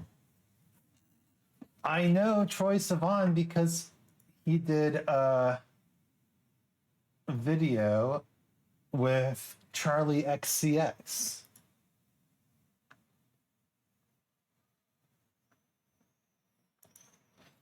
My 5-year-old has been hounding me for ages, so I thought I'd better finally watch it.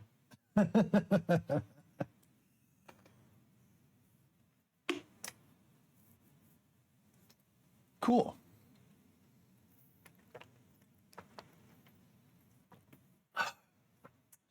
This I Google Troye Sivan, and the people also ask section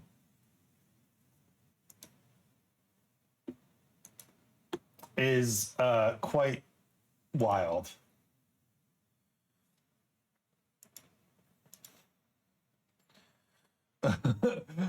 Why is Troye Sivan so popular?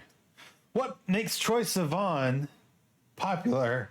The pop star has long been a quadruple threat. He can sing, he can dance, he can act, and perhaps most threatening of all, he's a twink. That's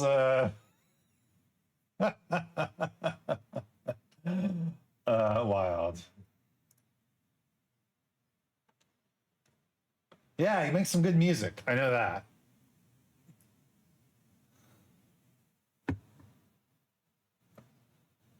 There's a new Ryan Reynolds movie coming out. Huh? Ryan Reynolds. And his new movie is called If. If.movie.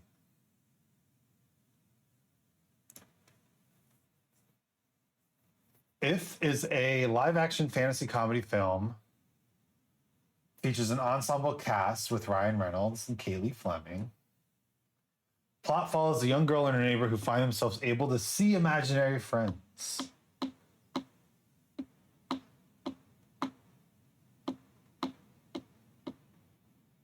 Trailer looked rather funny. Well, so he was also in Free Guy recently. Obviously, he's been in Deadpool a lot, but I ended up watching Free Guy. Free Guy was pretty good.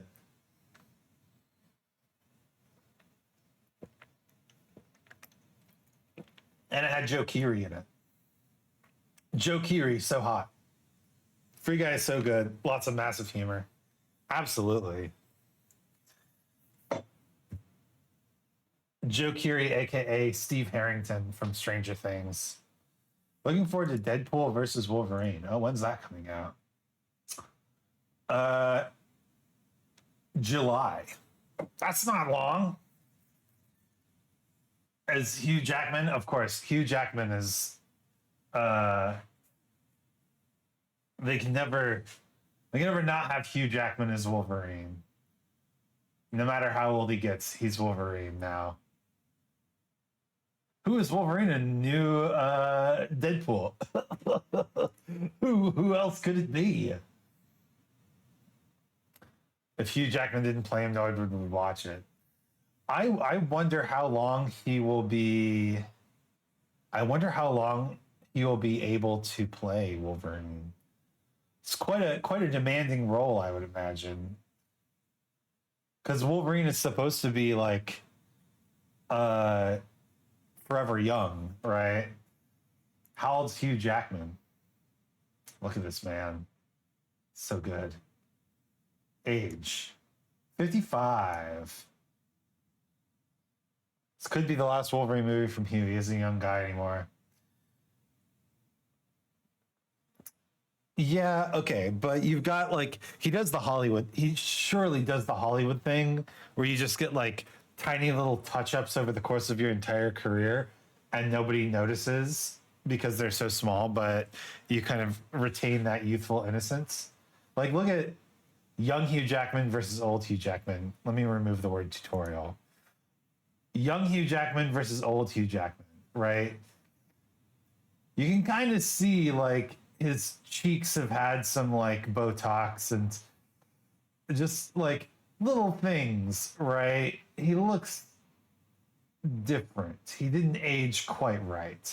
But if you look at him just normally, he looks great. So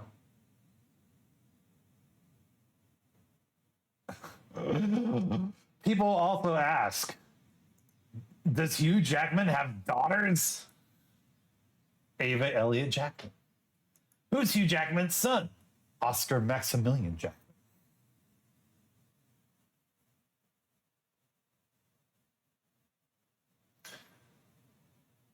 Well, there's also Hugh Grant and Chris Hemsworth and Robert Downey.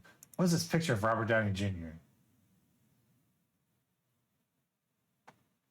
This is a wild picture of Robert Downey Jr. He looks so different with the bald no facial hair look. But I guess he's done playing Iron Man, so he can do whatever he wants, right? Hugh Grant. You know what Hugh Grant was in? Hugh Grant was in the D&D movie, and that was really good. It's the thing I've watched him in the most recently. One of Britain's best known faces. Iron Man. A misunderstood superhero. Get out of here. What's his known for? Love Actually. He's the prime minister in Love Actually. Okay. Was he Tony the Tiger recently? Oh my god, it's the Jerry Seinfeld movie. Unfrosted.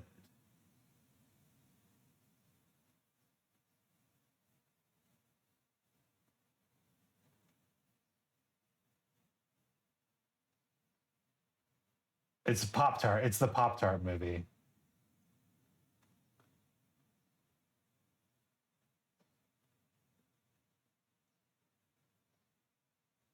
And apparently it sucks. I I remember hearing about that. Awfully unfunny. Hugh Grant, he's also in Wonka, you think? I believe it. Dude's very talented. Uh tutorial. Thank you, tutorial. Iron Man, a misunderstood superhero. Did you feel like the Marvel movies did Iron Man justice? Did he's the Oompa Loompa? No, wait a minute. I have to see this. Hugh Grant Wonka. Hugh Grant hated being an Oompa Loompa, obviously.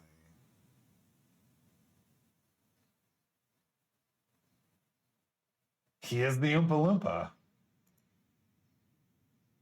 Holy shit.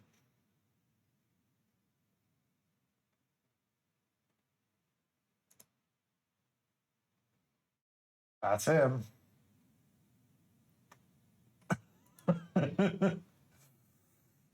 I mean, come on. Could you possibly like doing that? You got some really interesting stuff going on in your life. If that's the case. Edit mode for our armature, and I'm going to add in a new bone with Shift A. You can see it added in a new bone right here. And I'm just going to rotate that -90 degrees like this. And I'll put that over here. I'll make this so it's parented to the head bone. And keep offset. And I don't want this to be a deforming bone, so I'm just going to turn this off. And we can also make... Okay, so we are selecting the armature, going into the edit mode of the armature.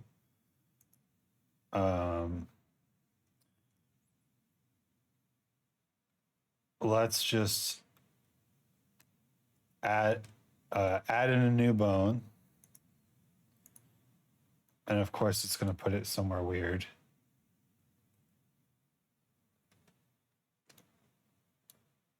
Shift A to add. Oh yeah, it adds it way down here. All right. So we want this to be parented to the head. He came from.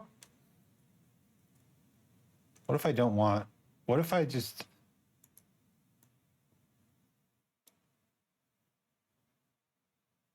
I want it to be parented to the head, right?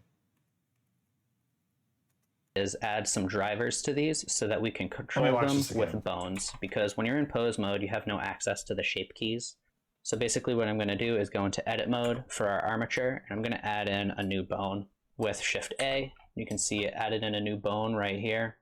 And I'm just going to rotate that -90 degrees like this. And I'll put that over here. I'll make this so it's parented to the head bone. Okay. It's just adding a bone at the cursor. So if let's try to remember this. Shift S, cursor to selected. Now, if I Shift A, the new bone is, I mean, it's sticking up, but it's right where I want it. Let's, let's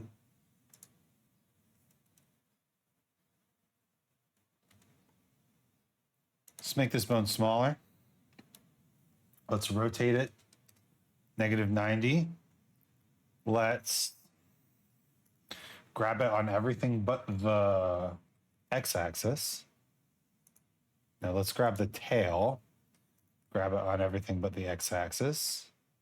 No, let's grab the whole bone. Grab it on everything but the x-axis. Move it out here.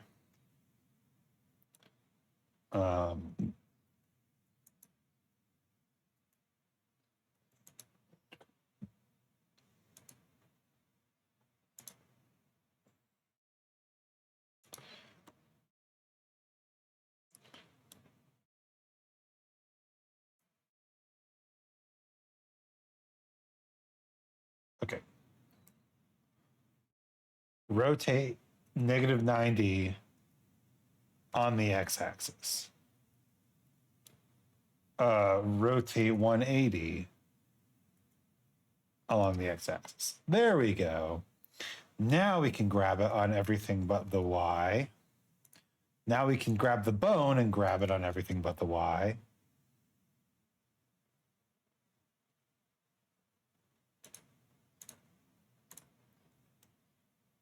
What?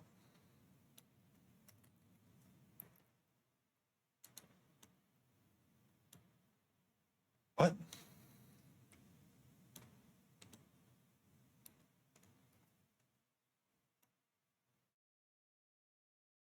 Now we can grab it and grab it on everything but the X.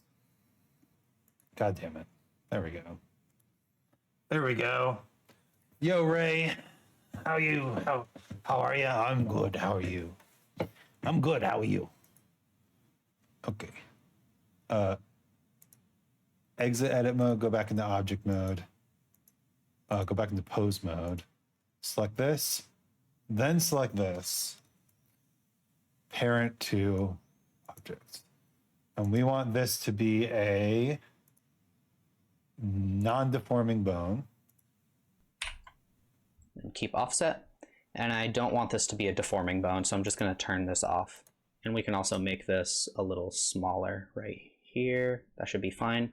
I'm going to call this control lips, because this is going to control the shape keys for our lips. And I'll just put it in front of the lips right here. And you can see the Z is pointing down, and I want the Z to be pointing up so it's oriented correctly. So you can just change the roll value to 0 because it was at 180. All right, let's look at the axis.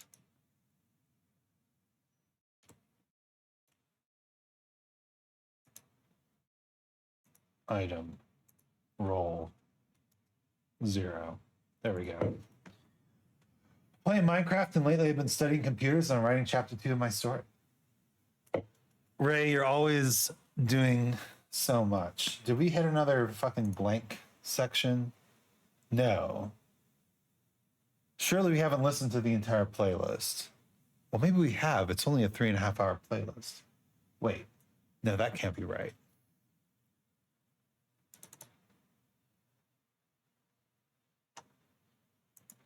Okay, well, I'm just going to click on it and start it over. Studying computers, huh? What's new in computers? Do be loaded with the sauce. I feel you, man. I'm right there with you. I feel like every day I'm just doing so much stuff. But you have to kind of trust the process, right? Like, I'm learning a little bit of German every day. And even though I don't speak good German yet, you got to trust that if I just keep like loading it into my brain, then eventually I will be able to, you know, recall it super quickly. Actually, I was thinking about that in terms of music. Because one of the things that I want to do is I want to be able to identify chord progressions as I hear them, right?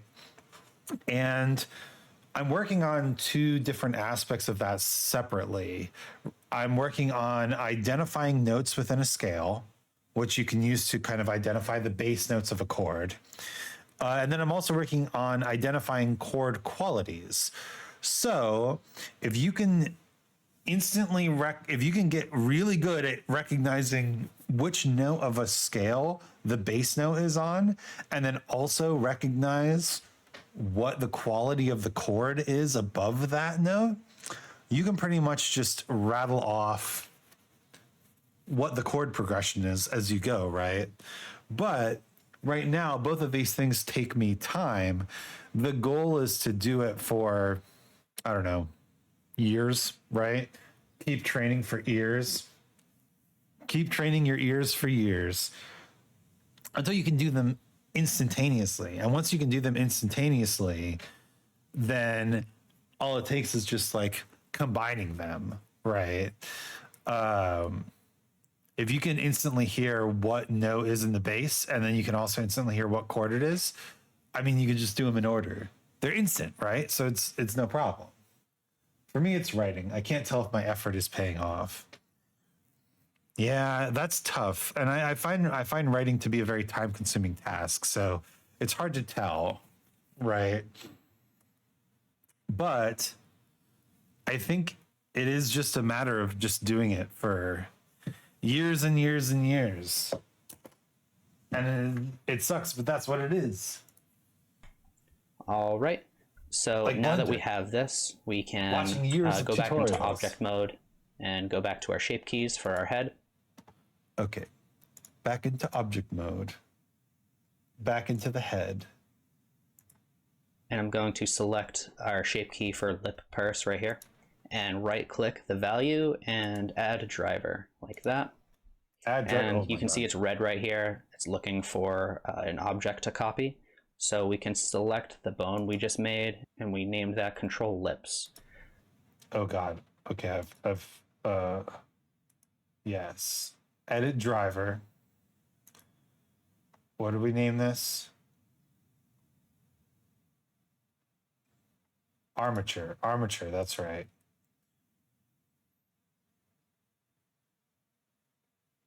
What did I name it? Control lips. Okay. So it's looking for a change in location, which we want. And it looks like this, we want it to be changing on the Y. I want it to change the shape key when it moves in this motion right here, and that's the Y axis for the bone. So we can go back to edit driver and change this to Y location. Instead of world space, we'll change it to local space, like that. So now we can go back into pose mode. And when we move this in the Y direction, you can see it's blending through our shape key until it's... Yo, that's pretty sick. Okay. So then back to pose mode. We don't need the axes anymore. So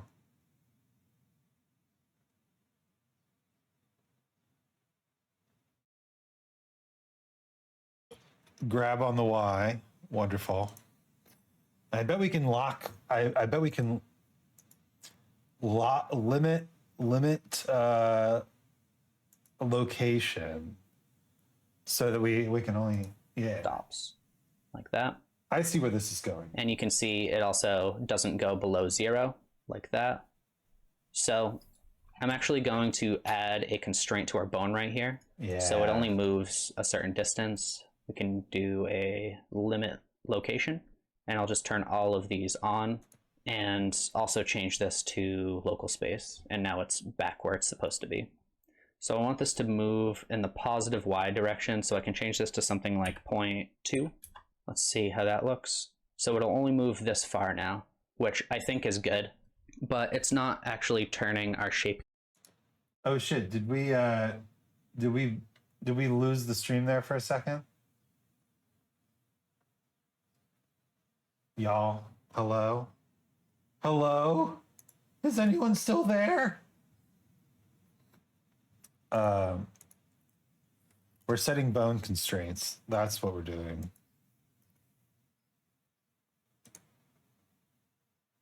You good now? Oh, thanks, Salam. You're bro. Let's set the minimum Y to -2. See how it is. Are you back? I'm back. Okay, that's so the minimum Y is 0. Yay, I'm back. And so maybe we can go up to 0.5 with this.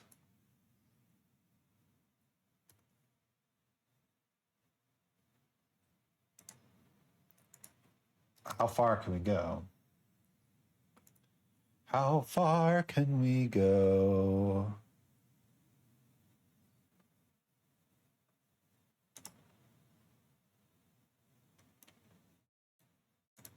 Key all the way on, because this is only moving 0.2 and it has to move 1 unit for the shape key to turn on all the way. But we can affect that over here. Basically just edit the driver, and in this expression right here, we can just multiply it by 5. Ah, I see. Okay. So in our shape key driver, glad you like the story writing. Yeah, it seems interesting. Using your first chapter to set up the world is a good idea. Variable times 5. Yeah.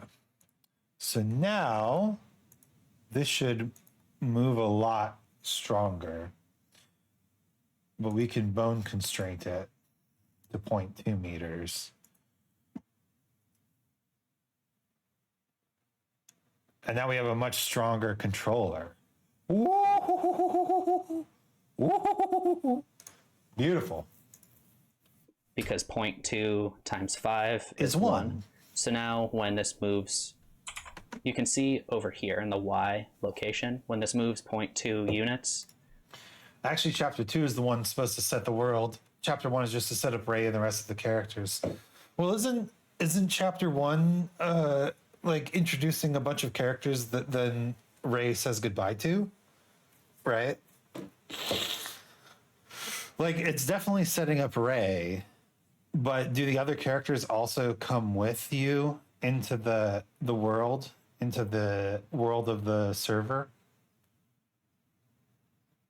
Because you do spend a lot of time setting up their personalities and relationships with Ray, right?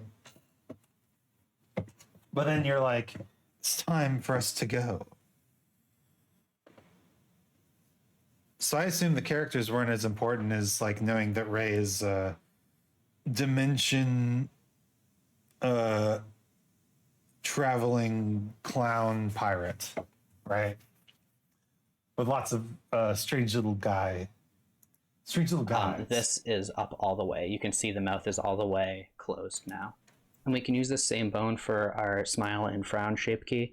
So I'm just going to go over to the bone constraint again and make sure this can move on the Z axis like that. So I want it to move down by negative 0.1 and up by 0.1.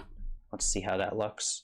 So this is going to be the range of motion right there. And we can just go back to our head right here to look at our shape key. I'm just going to copy this driver with right click and add the same one to our smile shape key. Paste driver. So we have this moving in the positive and negative direction, just like our shape key. Oh, but it's still not working because we still have it set to use the Y direction, which we don't want. So we can edit the driver. We have to change this to Z location. Z location. And because this is only moving 0.1 in either direction, we have to change the amount from ×5 to ×10. Because 0.1 times 10 is 1. So it's either going to be -1 or +1 at its maximum and minimum. Yeah. Like that. And you can blend between the shape keys by moving it on either axis like that. So this should let us change our expression all in here without touching the shape key panel. Hell yeah. I also want to be able to turn the influence for our top lip on and off without coming over here and changing both of these. The crew won't, but they only appear in presence. That or I went too hard on character development. One of the things that I find is true in any type of art is, you know, you write something, whether it's music or writing or whatever, and then in the process of writing it, you actually find out what the story is about, right? You have an idea, but you don't know what the story is really about yet until you actually start writing the story, right? And once you've written the whole story, then you know what it's about. And the next step, of course, is to go back through and get rid of the things that the story is not about, right? And, you know, I think it's important that, you know, we know who Ray is. That's super important. And how he's getting to the thing and all that sort of, how he's getting to this new world and all that sort of stuff. And that he misses his friends and he's saying goodbye to them. I guess if that's important, right? We don't know. But it seems like they only appear in presence only. You may have gone too hard on the character development. Now that you know the story is about just setting up Ray, or the chapter at least, right? Every chapter is itself a story. But it might be good to keep writing because who knows? Maybe these characters will make a reappearance. And then you will want to have them explained in the first chapter, right? Or maybe the type of character and how Ray reacts to them like a sassy friend. And then it's important later on that we understand how Ray interacts with sassy friends, right? And so you can keep that in the thing.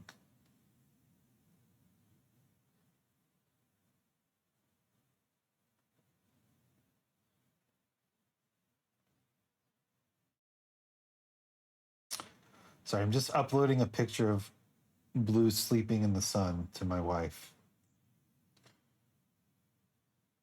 Very important. And extremely cute. No, I can't. I'm not going to share it. Maybe I'll share it on Discord later. What are we doing here? Oh, we've got our powerful driver thing. And so I'm going to go back into edit mode and duplicate this. And we're going to do the same thing where we make drivers, but it's going to be for keeping our lips shut or open. Sounds solid. I treat every book as a news story, like no one knows who Ray is or my crew, so I always introduce them or not. Either way, I'm loving how I'm writing my lore. Yeah, it's important to introduce people to the characters, but if you spend too much time on them, people will start to think that that's what the character is about, right? And you don't necessarily want the character to be about that, right? Can we just scale this bone down a little? There we go. Does that still work the way I want it to? Yes. Beautiful. Beautiful.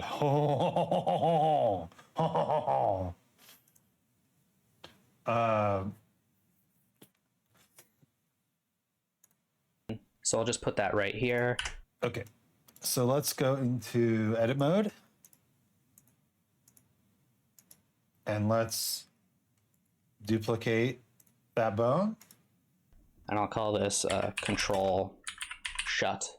And you can see because we duplicated this, we have the limit location on, which is fine, but I don't need it to move on the y-axis, just up and down like that. I'm going to change the maximum y back to 0, and I also don't want this to go into the negative. I'll just have it set to 0, and we'll change this to 0.2. All right. Okay. So minimum y is 0, maximum z is 0.2, minimum z is 0. And I want this to move down, but I want it to be a positive value. So I'm going to go back into edit mode and just change this roll right here to 180. And you can see when I do that, the local z-axis is pointing down.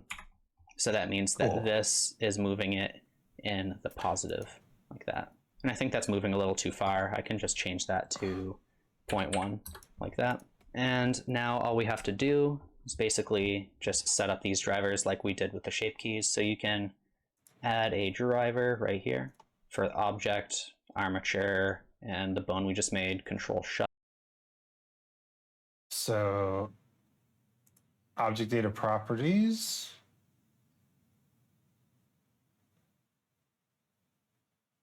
No, the modifiers.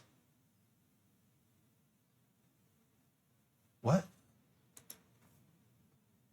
No, not an object mode. We put those on to this bone. Yes, the copies.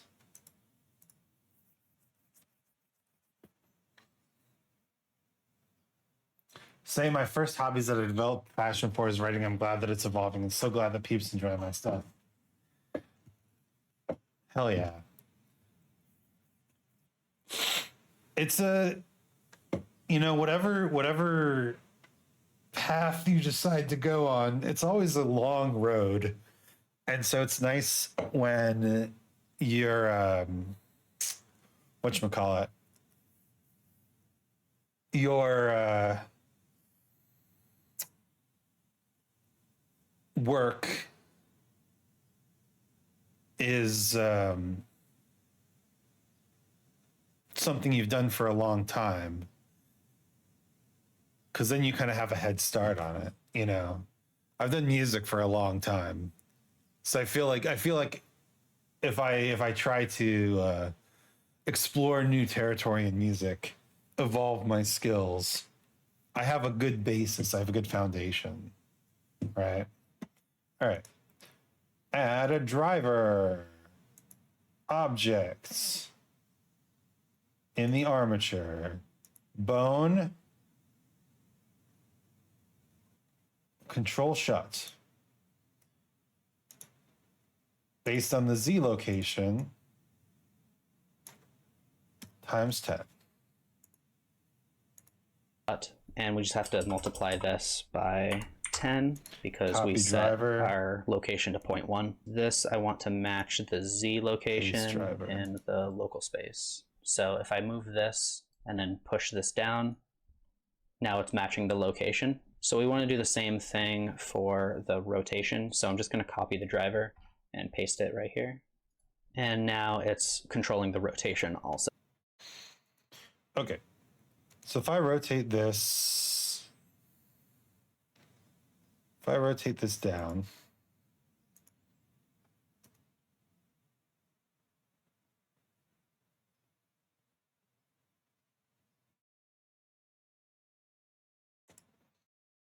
I need this to affect the transform.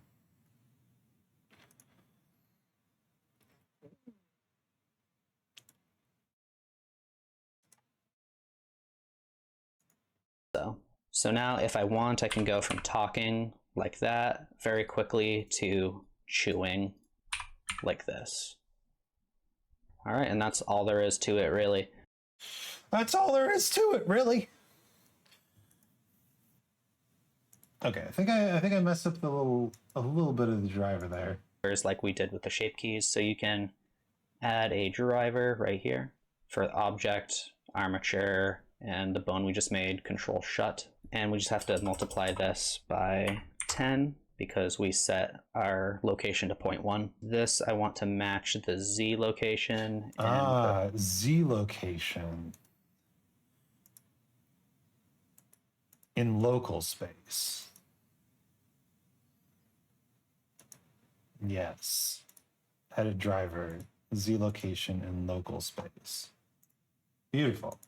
The local space. So now I should be able to shut the mouth.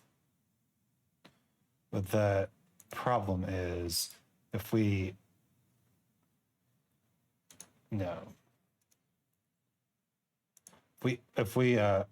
open this fully, the teeth are too far forward. So let's go back to object mode and just move them teeth back a little bit. Stay inside your house. That's actually a really funny face. And now we can go to pose mode again. And if we open them, we can open the mouth.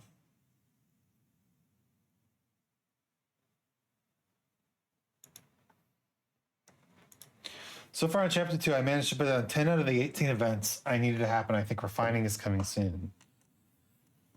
Nice. 18 events.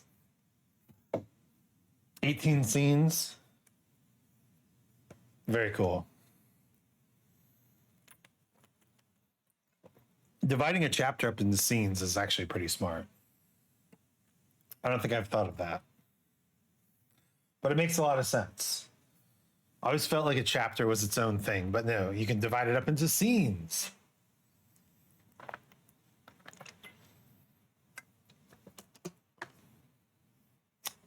I've tried my hand at writing longer form stuff, and I haven't gotten too far with it. It's tough.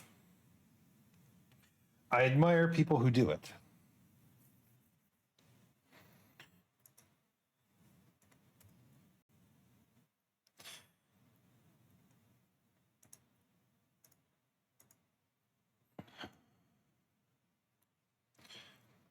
Let's limit the rotation on this bad boy, but by how much? So rotating on the Y, what does that do? That's kind of wonderful. I like that.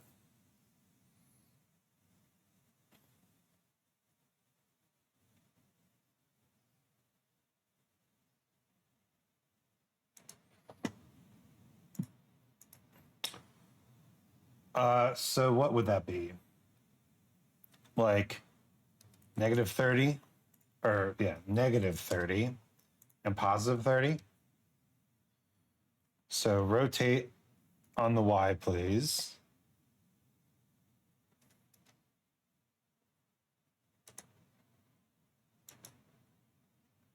Or is that the Z?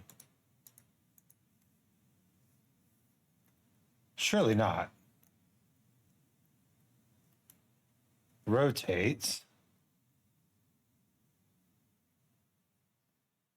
So it's limited on the X for sure.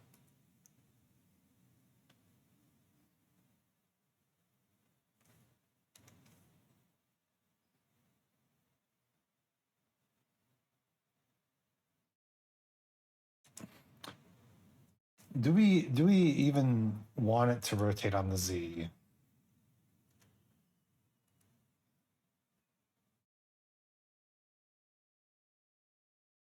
Why is it?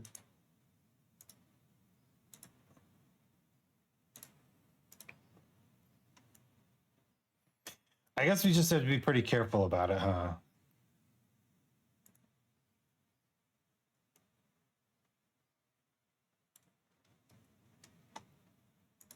Move this and then push this down.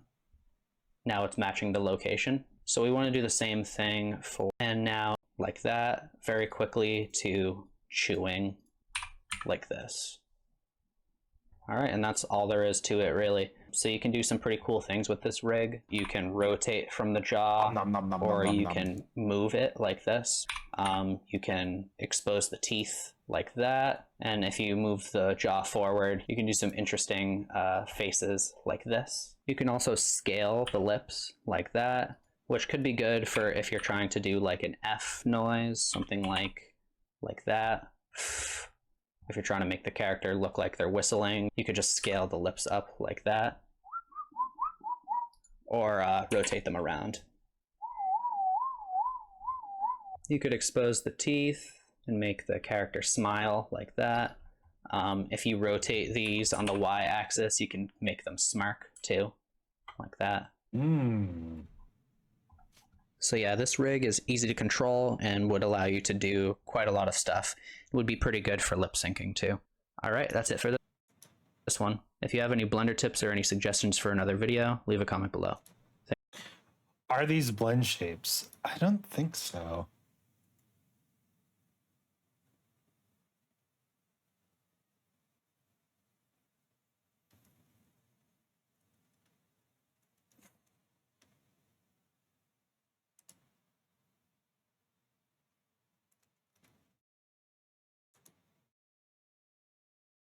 Rotate on the local Y.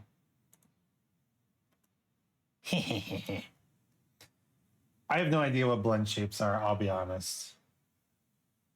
Rigging for impatient people. Blender tutorial. That sounds nice.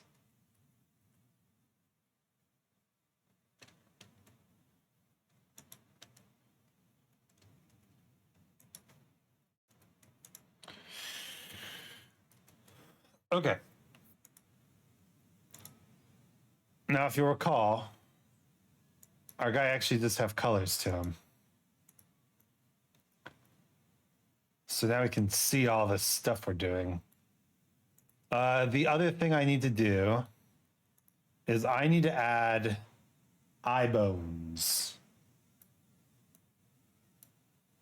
I need to add 2 eye bones.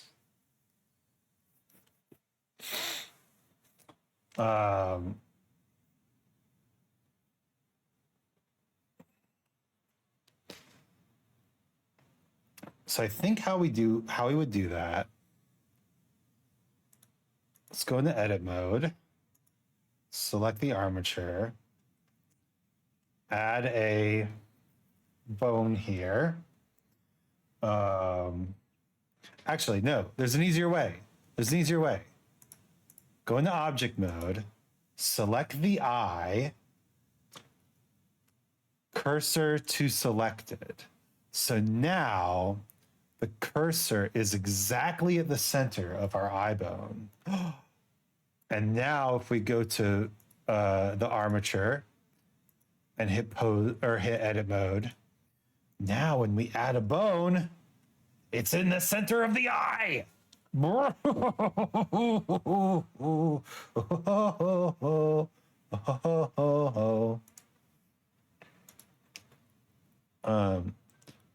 Let's scale it down quite a bit.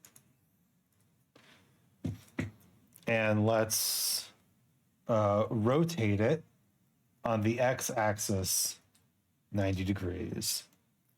Look at that eye bone. And we want to select that and then select this and parent to the head. Beautiful, beautiful.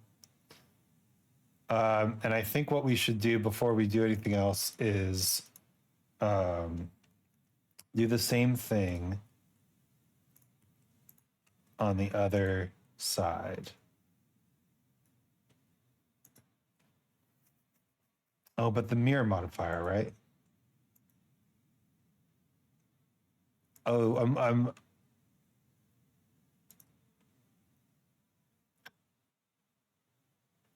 the eyes are a single object.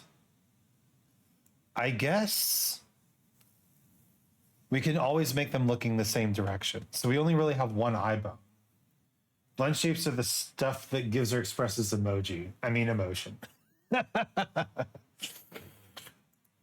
Can you imagine a future where the word emoji just completely replaces the word emotion?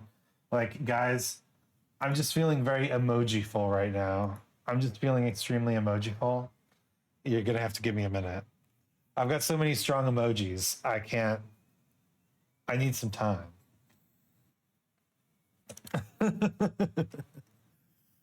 Okay. There's a Doctor Who episode about that. There's a Doctor Who episode about everything, man. Everything. Sounds so cursed. All right. Let's see if we can do this. I think what we might have to do, we might have to go.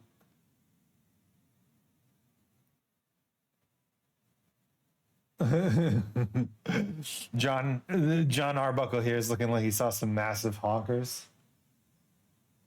Yeah. He's supposed to look tired.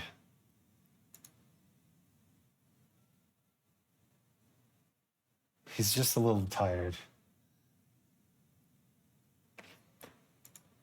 I can make it so like he really did see some.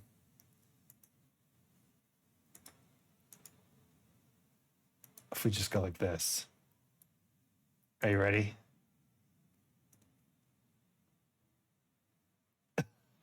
Oh, sadness. But happiness. But sadness. Happiness. Isn't that cool?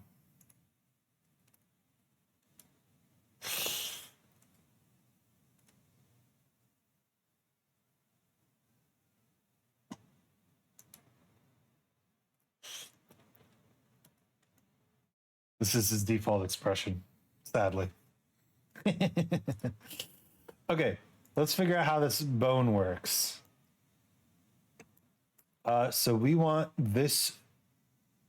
We want to go into object mode, select this, and then select, no.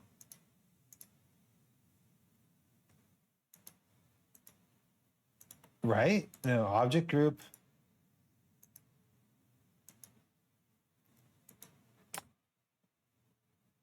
Oh boy. We need to go to edit mode. No. Object mode.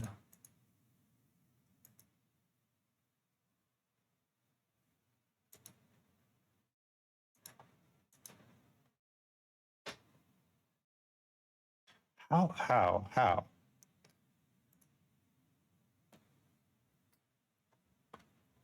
I need to parent this. Okay. So I select this, shift select the armature. Armature.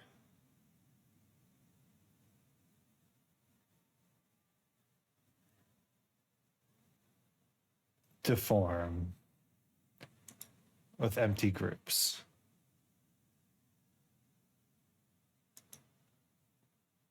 And we want to,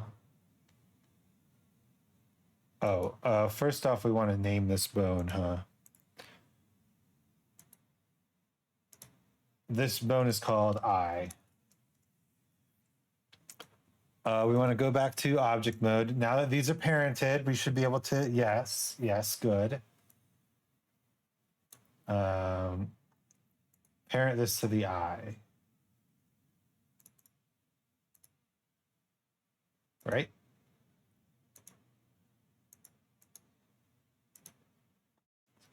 Go to edit mode. Assign to the I. And we also just need to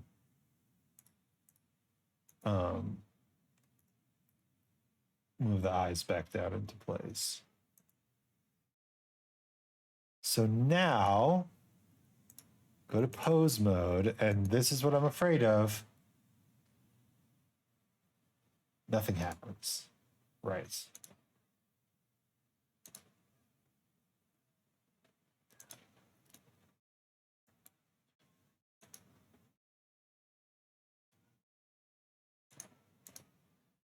So that's worse than what I thought.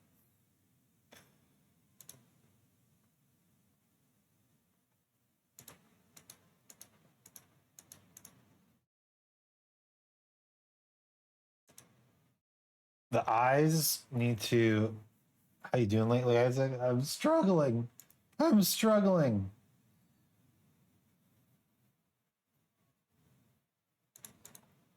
Tutorial, come back.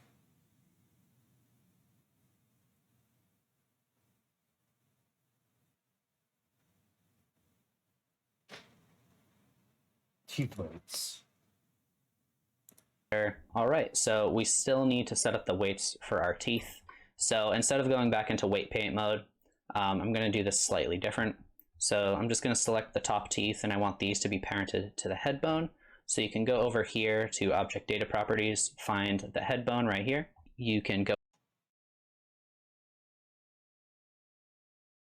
into edit mode, just make sure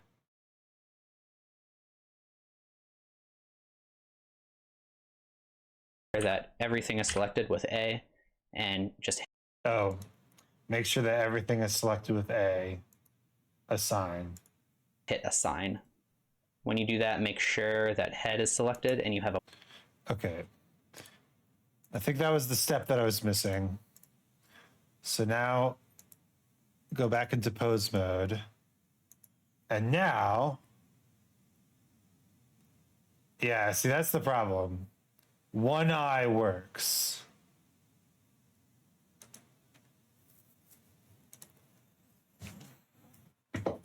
So maybe what we need to do here is in edit mode, select everything linked here, delete it all,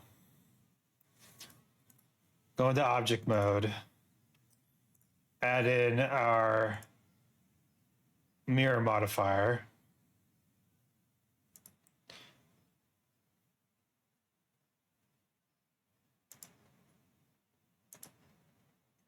Now let's try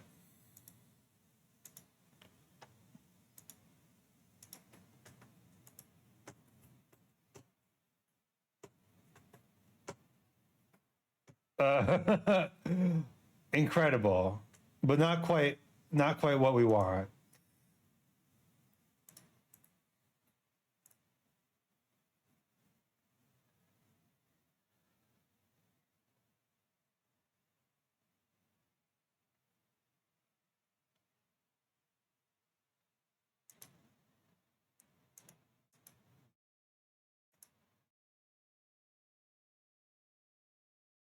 So let's set a pose.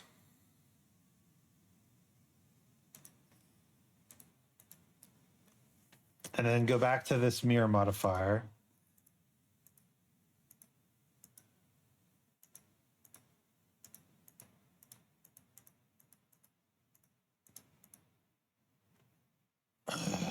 What?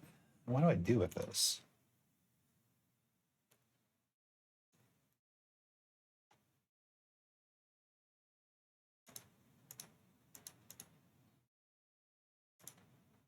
Ah!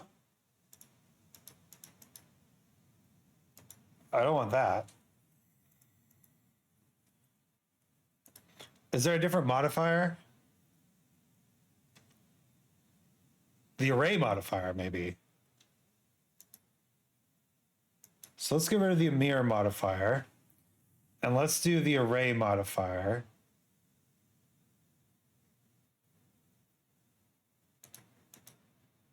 At a constant offset.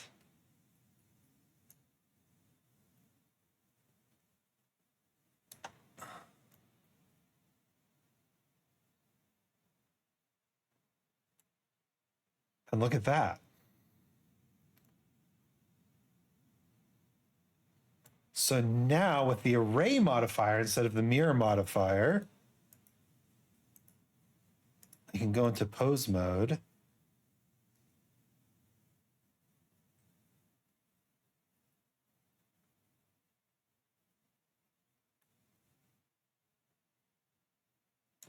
That's kind of sick.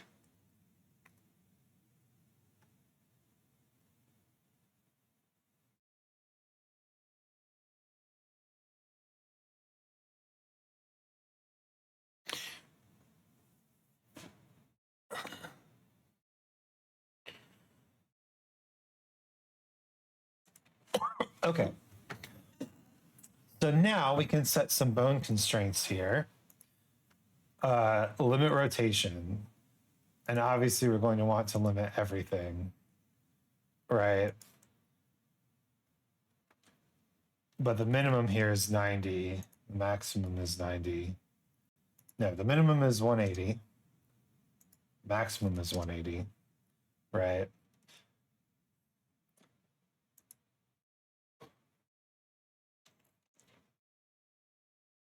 So maybe the minimum should be 150. The minimum should be 120.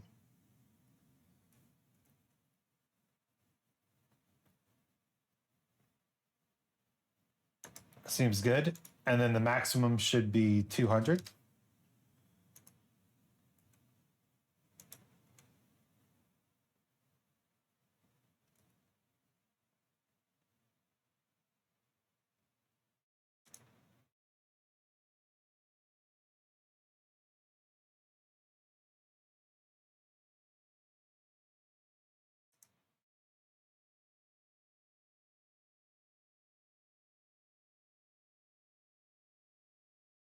Is my bone roll just way off? Is that the problem?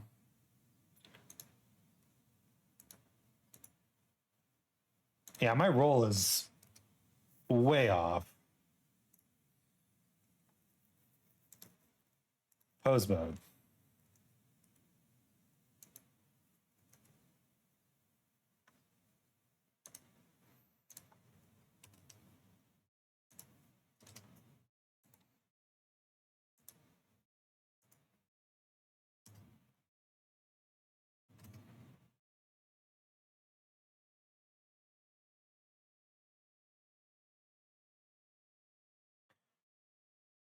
Okay. I think we said 120 was good there.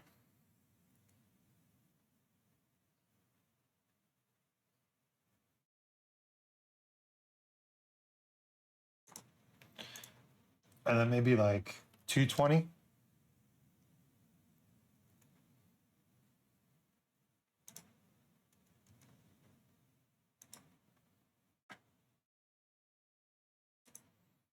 What the heck?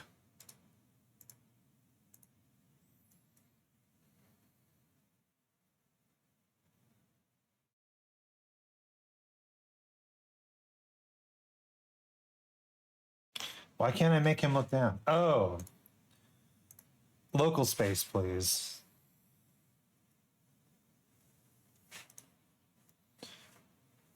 Yeah. There we go. Effect transform. Local space, effect transform. Very important keys.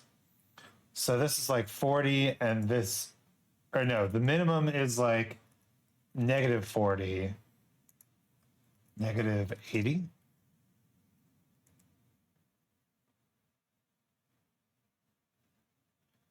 Too far. Negative 60.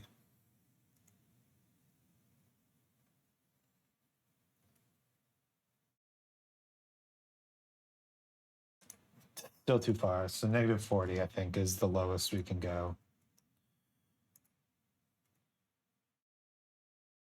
Yep. And then the maximum is probably 60.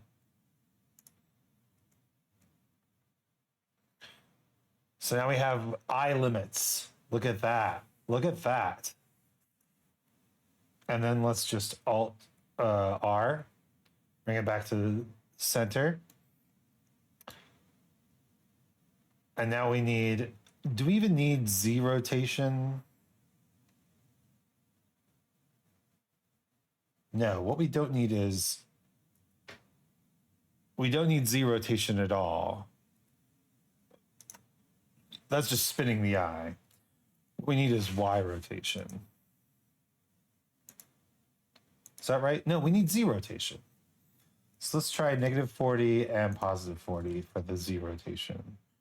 Rotate along the Z.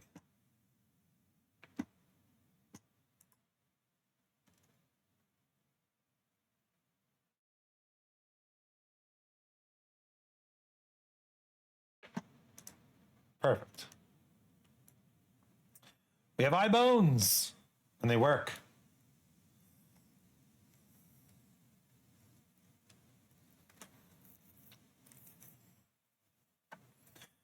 All right. So now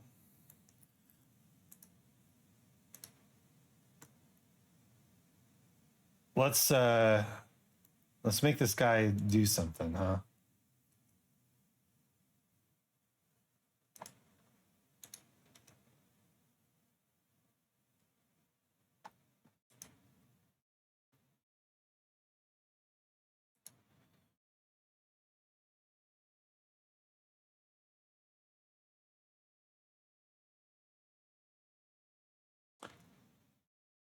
Rotate your eyes over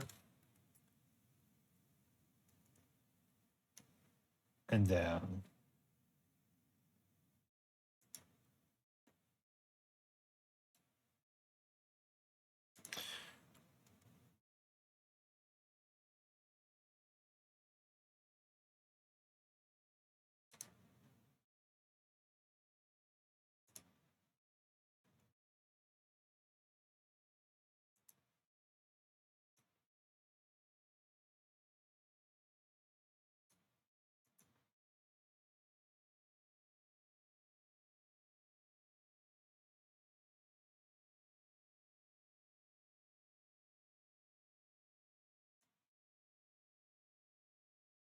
Ah, not what I wanted.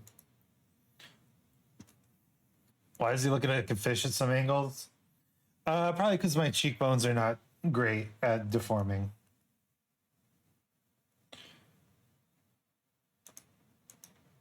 Why are you not moving on the Z-axis, you fool?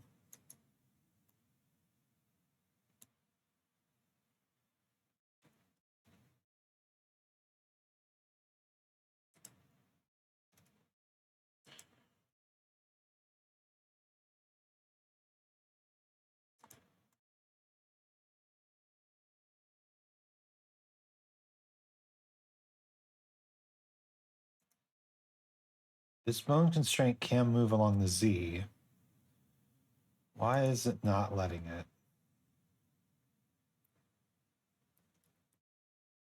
Oh, I see. What the heck? Now it's fine.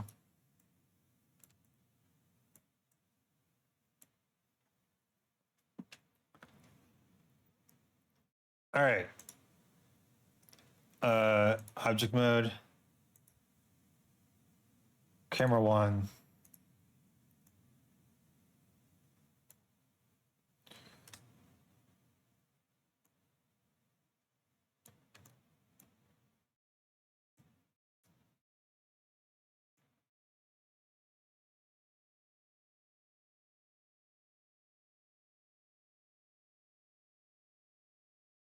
Yes, good.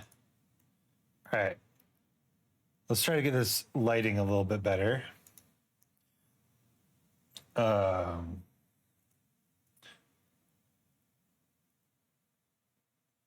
now we want to rotate it on the X and then grab it on the Z.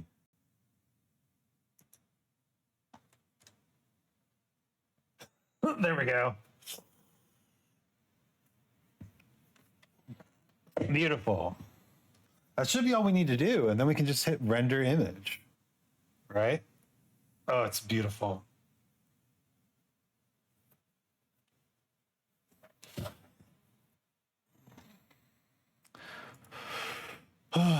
Save as. What did I save this as?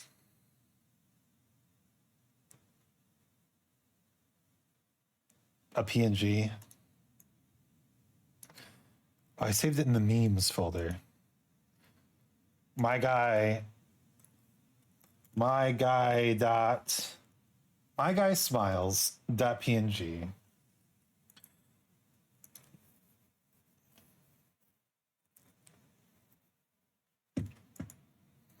Ah, beautiful.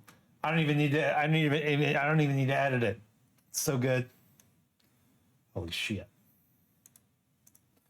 Well, we did a mouth rig, a full-on mouth rig. Incredible. And the internet only broke once. Fantastic. Fantastic work, everyone. I hope you've been enjoying the tunes. I have. Let's find someone to raid. There were some people who stopped in earlier that might actually be streaming right now. Let's see if they're on. Who knows? Who knows what's going on? Not me. Big yippee moment. Yeah, it'll be fun to post this and see people's reactions to whatever the hell I'm doing. Yeah. Thanks for sticking around, everybody. We're going to send a raid over to someone. I feel like we raided Revive Snow recently, didn't we?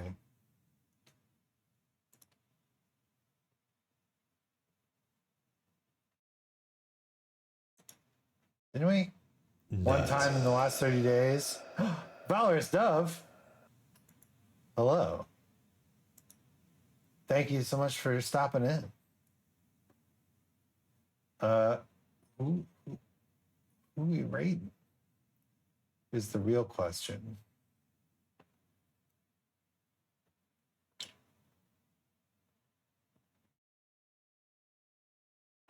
I deliver friendship before you leave. Hello. Actually, did you know I worked on your song that you wanted me to do on stream? Don't worry, I didn't. I didn't play your voice. I know that the recording is not perfect, and I'm still doing a lot of manipulating on it. But we made a really nice backing track. We made a very powerful, fantastic world for you to be in, for your voice to nestle in and exist, be loving in.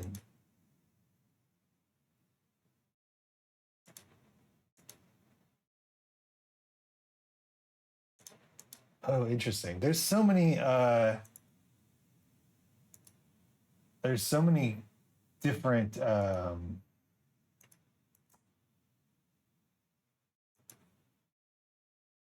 filters you can put on this like raid thing.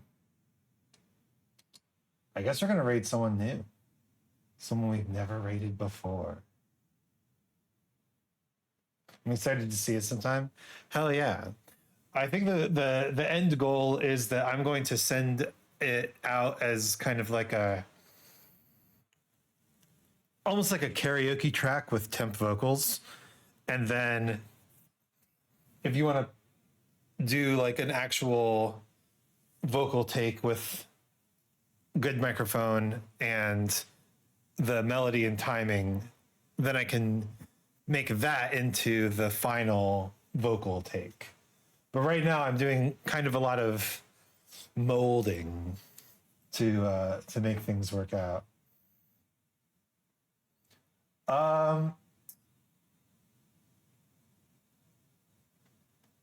It's been forever since I've rated Gallico Blood Moon. Oh, bruh. So Twitch has implemented a new feature for streamers. Hell yeah. We love that. You click on the raid button and it gives you a nice big pop-up where it tells you awesome things. Like who's streaming and how long they've been streaming and what their audience size is and all this sort of stuff. Right? Very cool. However, it also gives you a preview of their stream so you can see what's going on. And this motherfucking stream preview showed me an ad. Like, I can understand showing viewers ads, right? Makes sense to me. I don't agree with it, but it makes sense. But you show, like, this is in a tool. Why is this showing an ad? I'm the only one who's ever going to see this. You're going to get extra ad revenue from showing, like, me this ad? God. Anyway. Weird note to end on. Well, with the face of John Arbuckle looming over us, let's say goodbye. My name is Isaac Anzu. Thank you so much for joining. I'll send you on over to Gallico Blood Moon. Don't forget the raid message, Isaac. Don't forget the raid message, Isaac. You can copy that raid message and we'll go say hi. They're playing Minecraft. Huzzah. And it's not intended for young audiences. So if you're a baby, get out of here. Anyway, my name is Isaac Anzu. Thank you so much for joining. Good night. Sleep tight. And don't let the bitcoins bite. Farewell.